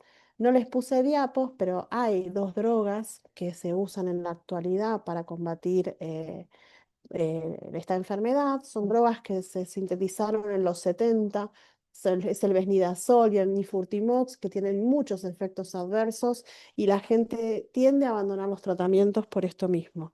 Entonces estamos continuamente intentando encontrar nuevas drogas que permitan eliminar al parásito sin alterar la vida de los pacientes, ¿sí? Entonces, bueno, uno de los objetivos fue analizar la expresión de esta proteína, porque se conocía muy poquito. Cruzi tiene varios linajes y se sabía solamente que en uno se expresaba. El segundo objetivo era modelar tridimensionalmente esta proteína para hacer después un docking molecular, que esto lo que se hace es con bases de datos de información tridimensional de distintas drogas que están aprobadas por la FDA para otras patologías. Uno trata de encontrar cuál es la que mejor se adapta. O sea, son todos, es toda información que uno recibe in vitro, ¿no? In silico le llamamos nosotros, que después obviamente hay que probarlas en cultivo y ver si se validan los resultados.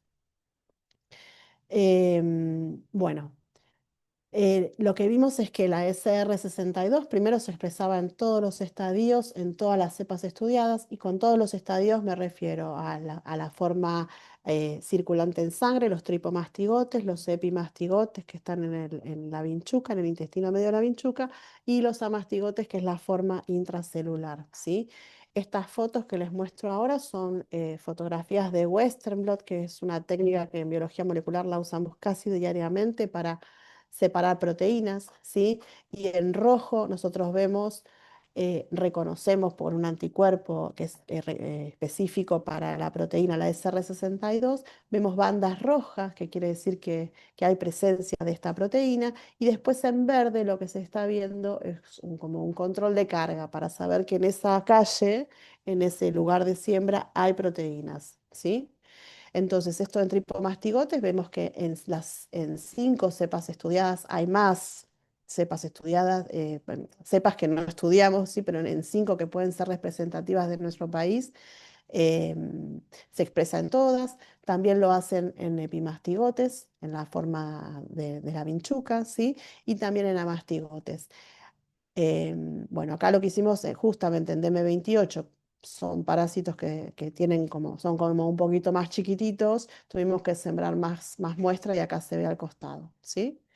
Bueno, después de esto hicimos inmunofluorescencia indirecta para ver la localización subcelular de estas proteínas en distintas cepas. Acá les muestro solo una, ¿sí? Acá vemos los tripomastigotes, donde en celeste vemos el núcleo y el kineto, ¿sí? En rojo vemos la presencia de la proteína que coincide cuando uno hace el merge, la mezcla, coincide en los núcleos. Lo mismo pasa en epimastigotes y también pasa en amastigotes. Acá lo que les muestro es una célula, ¿sí? Son células Vero, que son unas células que tenemos en cultivo. Este es el núcleo de la célula y adentro se ve cómo está completamente infectada de amastigotes.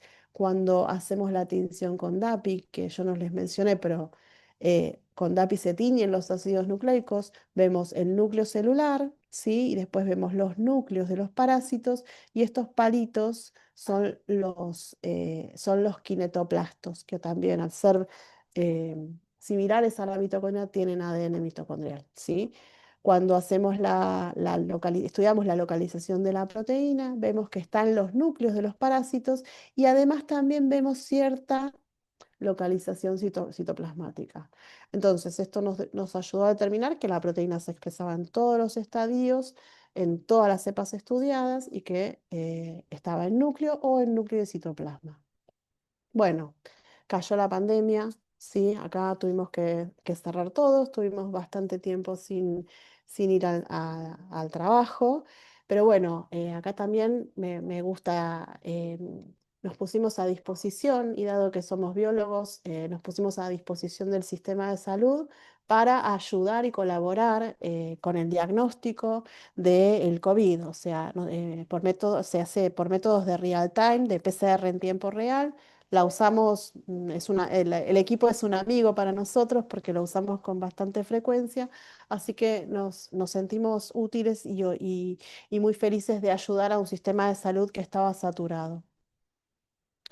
Terminó la pandemia, pudimos hacer el modelado molecular de la proteína, ¿sí? Se ve en blanco y en medio en grisecito cómo se van acomodando los aminoácidos. Este es un bolsillito que se ve en verde, que es como un bolsillito soluble, que es como muy buen candidato para que las drogas, para que uno pueda hacer el docking ahí, y en amarillo se ve lo que sería la molécula de RNA, porque no nos olvidemos que esta es una proteína de unión a RNA.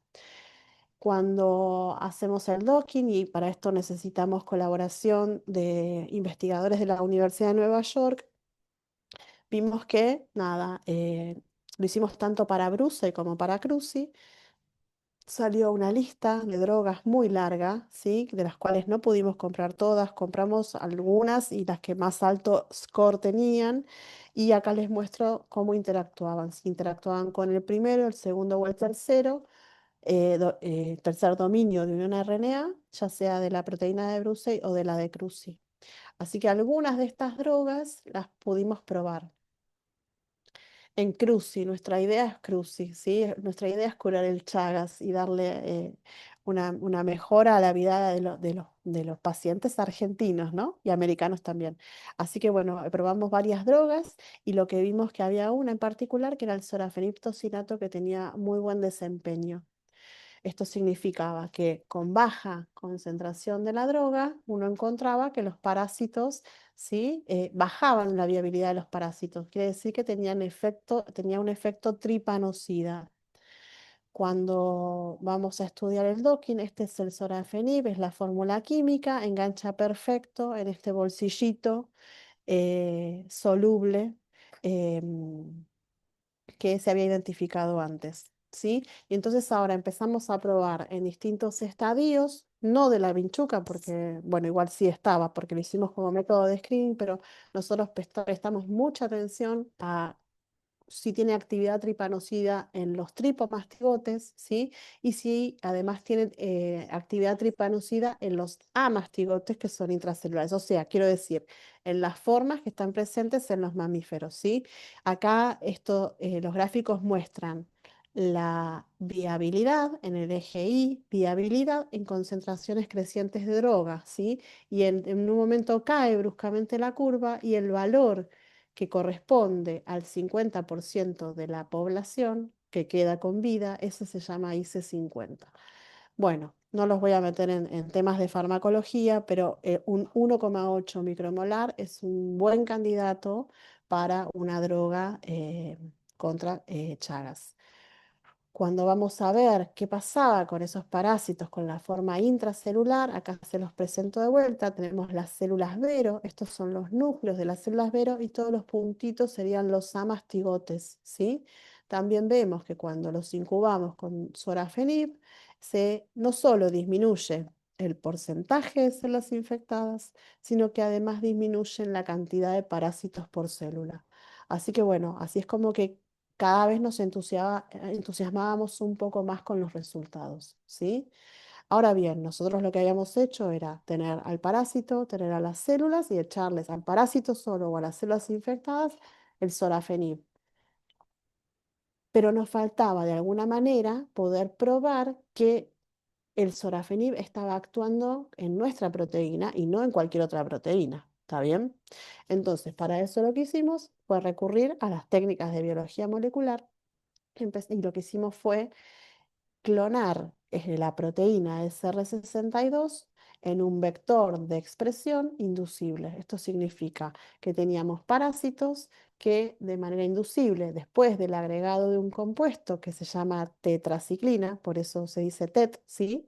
Por eso acá está TET, después del agregado de tetraciclina, empezaban a producir la proteína que nosotros les habíamos puesto. Entonces, cuando nosotros, o sea, si nosotros no inducimos, tiene una cantidad, los parásitos tienen una cantidad de proteína natural, ¿sí? Y cuando nosotros agregamos el inductor, tenemos una cantidad mayor de proteína, porque está sobreexpresada.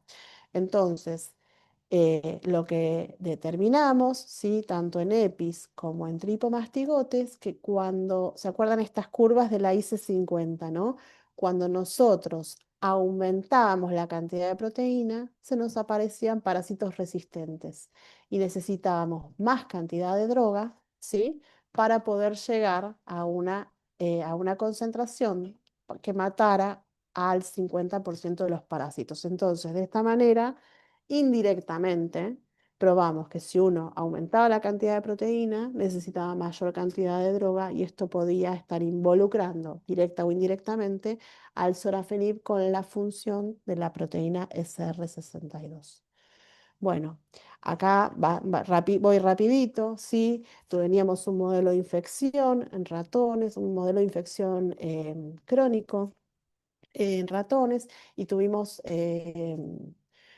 o sea, teníamos ratones infectados, ratones sin infectar y empezamos a ver, bueno, queríamos estudiar los corazones y cómo era el daño en presencia o en ausencia de sorafenib. Y tuvimos algunos resultados que son prometedores, sin embargo, esto como fue como una prueba de concepto, ¿sí? A estos ratones les hicimos electrocardiogramas, no entendíamos nada de la onda PQRST, pero bueno, trabajando con cardiólogos también, encontramos que había un ratón que había desarrollado una cardiopatía equivalente a la cardiopatía chagásica y luego del tratamiento ese ratón se curaba.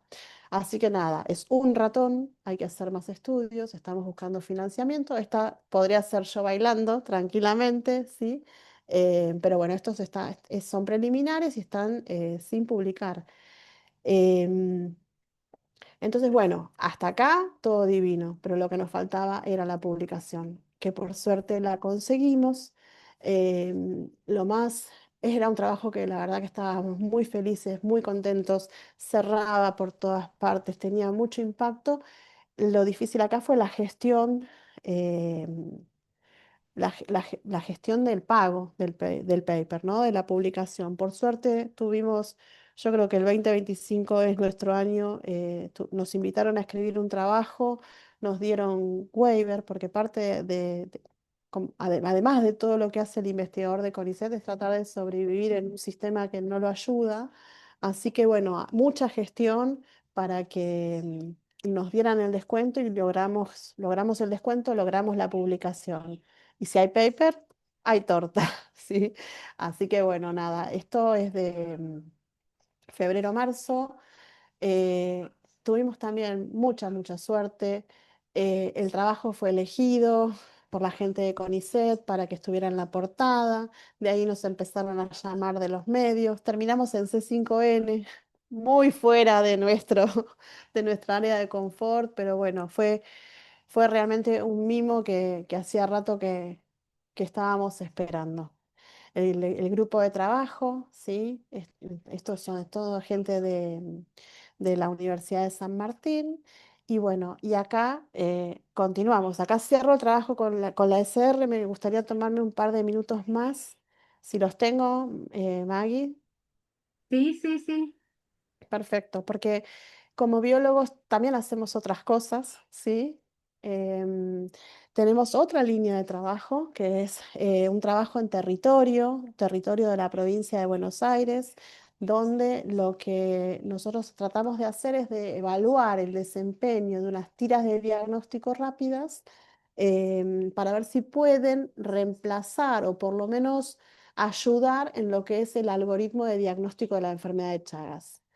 Bueno, este trabajo está auspiciado por un montón de organismos, ¿sí? El CONICET, hay tres universidades nacionales, la UNPAS, la UNLAM, que es la de La Matanza, y la UNSAM.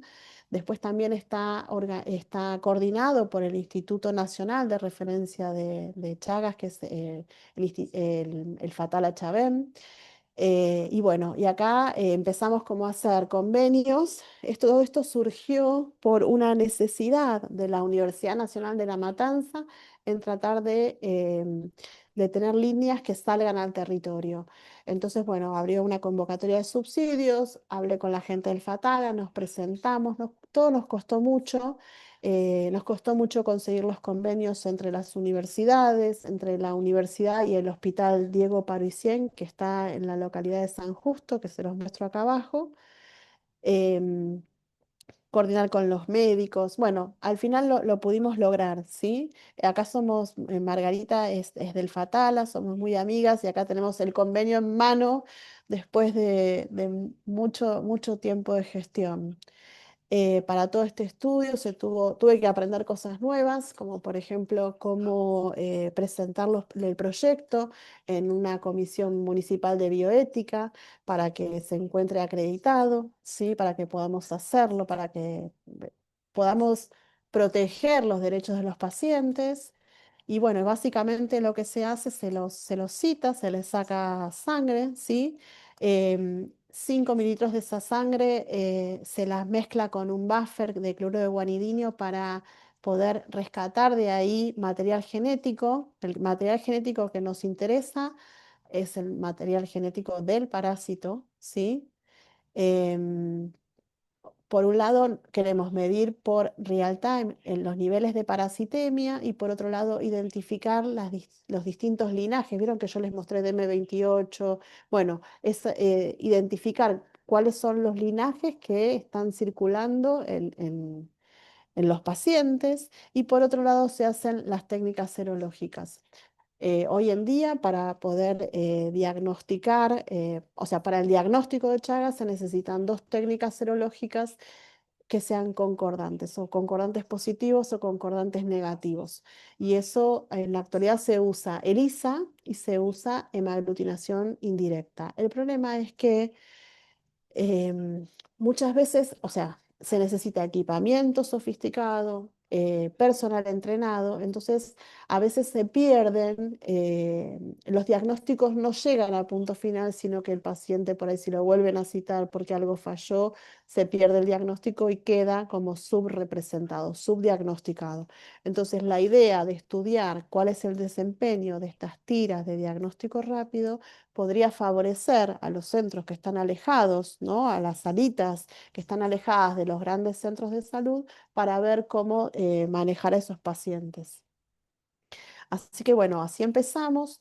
Reclutamos 106 pacientes, ¿sí? Algunos fueron positivos, otros fueron negativos. Este resultado, además, este proyecto, además de permitirnos ver qué pasaba con el desempeño de las tiras de diagnóstico rápidos, también nos permitió ver qué pasaba regionalmente en el área del hospital. Ustedes saben que en Buenos Aires no está la vinchuca, no, o sea, si hay vinchucas no están infectadas. Sin embargo, hay un montón de pacientes que dan positivos para Chagas y eso está bueno poder informarlo al sistema de salud para que tenga en cuenta que a pesar de no ser una región endémica para la enfermedad, puede traer casos congénitos porque junto con Capital se reciben migrantes que vienen a buscar por ahí mejores condiciones de vida, no solo del interior del país, sino también de países eh, limítrofes donde hay alta prevalencia. Así que bueno, eso nos permite también estudiar qué pasa ahí, ¿sí? Bueno, esto es más o menos lo que les conté. Hay bastante Chagas en Buenos Aires, también hay Chagas en Capital Federal. Hay leyes que tratan de hacer screening, por ejemplo, en las mujeres embarazadas, cuando uno asiste al sistema de salud, le hacen la serología para Chagas. Sin embargo, también la realidad que se enfrenta en muchas regiones del país, ¿no? Donde la gente directamente, las mujeres van directamente al momento del parto y no tuvieron este seguimiento previo por parte del sistema de salud. Así que bueno, hay mucho para trabajar. Este proyecto nos permitió capacitar, como biólogos, capacitar estudiantes, hacer actividades de extensión, presentar también el proyecto a los gestores de salud, a la OMS, a la OPS, para que estén atentos y en algún momento poder decirles qué encontramos nosotros con el tema este de las pruebas de diagnóstico rápidas, a ver si las podemos incluir en el algoritmo de diagnóstico. ¿Está bien? Hicimos jornadas de sensibilización y reclutamiento de pacientes, se les hicieron electrocardiogramas, tenemos seguimiento de pacientes. Y bueno, ahora hacia dónde vamos es hacia un estudio multicéntrico. Ahora estamos en el Hospital Parisien, pero también desde la Universidad de José C. Paz trabajan con otro hospital, que es el Hospital Domingo Mercante, donde nada, vamos a tratar de evaluar y de sacar un resultado comparativo, ¿sí? Entre los distintos lugares.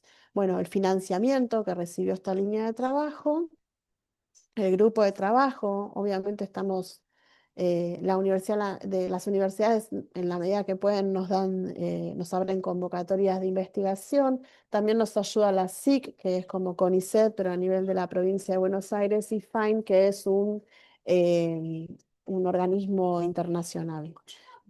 Imposible no poner esta diapo, ¿sí? En la presentación, qué es lo que el científico, cuáles son las cosas que hacen. La realidad tiene mucha razón, lo que hacemos es esto, ordenar los tips y sacarlos con cierto grado de trastorno obsesivo compulsivo, es verdad, ¿sí? Doy ¿Verdad? fe, es verdad. Bueno, parte del trabajo del investigador es presentar, armar proyectos que a veces son financiados y a veces no. Lamentablemente, bueno, como mencionaba la bióloga de la otra charla, CONICET está en lucha, estamos pasando por un momento muy malo a nivel de financiamiento. Pero bueno, nada, seguimos trabajando. Y finalmente, el biólogo como profesor, ¿no? Porque eso también, el título a mí me permitió acercarme a la docencia y me encanta, ¿sí? Trabajo como docente en la Universidad Nacional de La Matanza, muchos alumnos, em, pero bueno, nada, estoy muy contenta. O sea, el título de biólogo o sea, es una carrera hermosa, a veces uno la pasa mal porque es algo que le interesa mucho. Pero tiene esto que está bueno, ¿no? Uno se puede dedicar a la investigación, a la docencia, puede hacer actividades de extensión, actividades en territorio. Así que nada, disfruten la carrera, es hermosa y bueno, espero que les haya gustado la charla. Sí, muchísimas gracias. La verdad que sí, muy interesante. Yo ya estaba chusmeando un poco, estuve chusmeándote un poco el laburo. Me interesa mucho, más que nada por el tema esto fue uno de los temas que a mí me interesó siempre, así que me gusta, aunque esté en otro ámbito ahora, actualmente, pero sí es muy interesante. Me gustó mucho esto de lo que se puede lograr, ¿no? Después de tanto tiempo, porque es un trabajo muy arduo, muy impresionante, este, y lo que llegó, lo que costó y sobre todo lo que va a generar, ¿no? Porque no es solamente algo que puede generar acá, sino en toda Latinoamérica, sobre todo la zona que tiene mucha influencia de esta enfermedad tan terrible, ¿no? Pero si ya están descubriendo también trabajos con el otro parásito en África, así que esto es mucho más grande de lo que uno puede imaginar a veces, ¿no? Sí, claro, sí, sí, la verdad que estoy muy contenta, muy contenta. Y más allá de que haya salido el paper este año, sí, o sea, es un poco de todo, ¿no? Un poco de la investigación, un poco de ayudar a los pacientes, un poco de orgullo también, ¿no? Esto de desempeñarse en las universidades nacionales. Así que nada, la verdad que estoy muy, muy contenta. Felicidades Muchas a todo el gracias. equipo, de nuestra parte de todos, y esto que decimos, el trabajo en conjunto. eh, y sobre todo, bueno, nosotros con esta pequeña charla que por ahí surge de así un grupo también de egresados, amantes todos de la facultad, de la ciencia argentina, de la universidad pública, y los futuros biólogos o acá hay mucha gente de distintos ámbitos también, este, así que bueno, preguntas, consultas, si alguien quiere decir algo, aprovechar.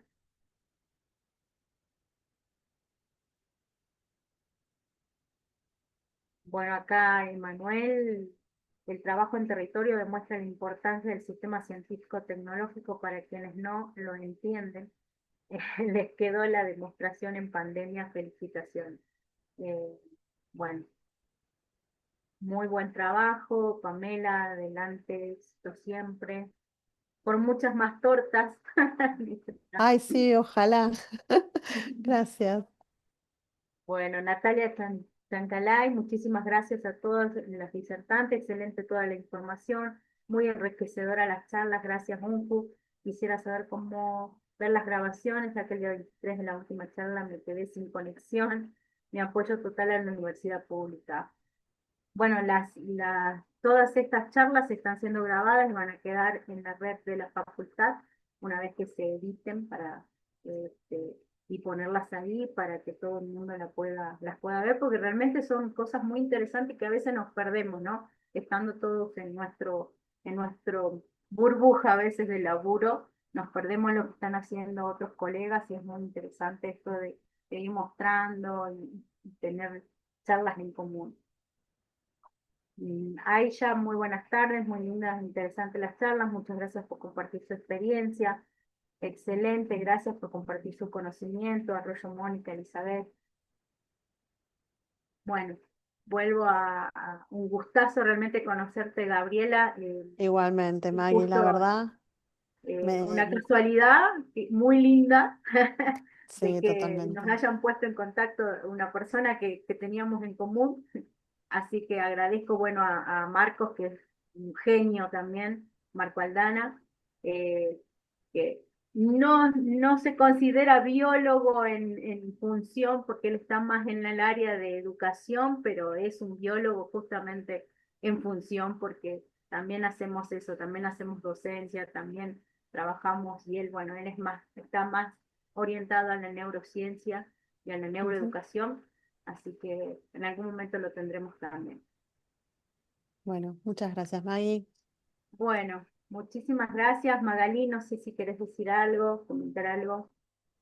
Sí, bueno, muchas gracias a la doctora Levi, muchas gracias también a la licenciada Diochio por haberse sumado a esta propuesta, ¿no? De, como decías vos bien, Maggie, de compartir de un espacio también para que podamos transmitir, ¿no? Y compartir aquello que nos apasiona y que tanto por ahí nos costó y nos cuesta y también motivar a nuestros estudiantes. Así que, bueno, muchas gracias a las dos participantes por sumarse, a los participantes propios de la webinar también por inscribirse, por estar presentes tanto el día lunes como el día de hoy. Espero que le haya gustado estos espacios y bueno, trataremos en la medida de lo posible seguir teniendo estos espacios de compartir para que se nos vaya haciendo el camino un poco más llevadero, ¿no? En esta profesión tan linda que amamos, que es la biología. Así que de mi parte eso sería. Gracias a todos. Y como bien dijo Maggie, las charlas van a ser subidas en el canal de YouTube de la facultad. A la brevedad seguro nos avisarán la gente de informática y estaremos comunicando por las redes para aquellos que deseen volver a verla o no hayan podido ver algunas de las charlas. Gracias. Bueno, muchísimas gracias y saludos a todos. Buenas tardes. Ah, gracias, hasta luego.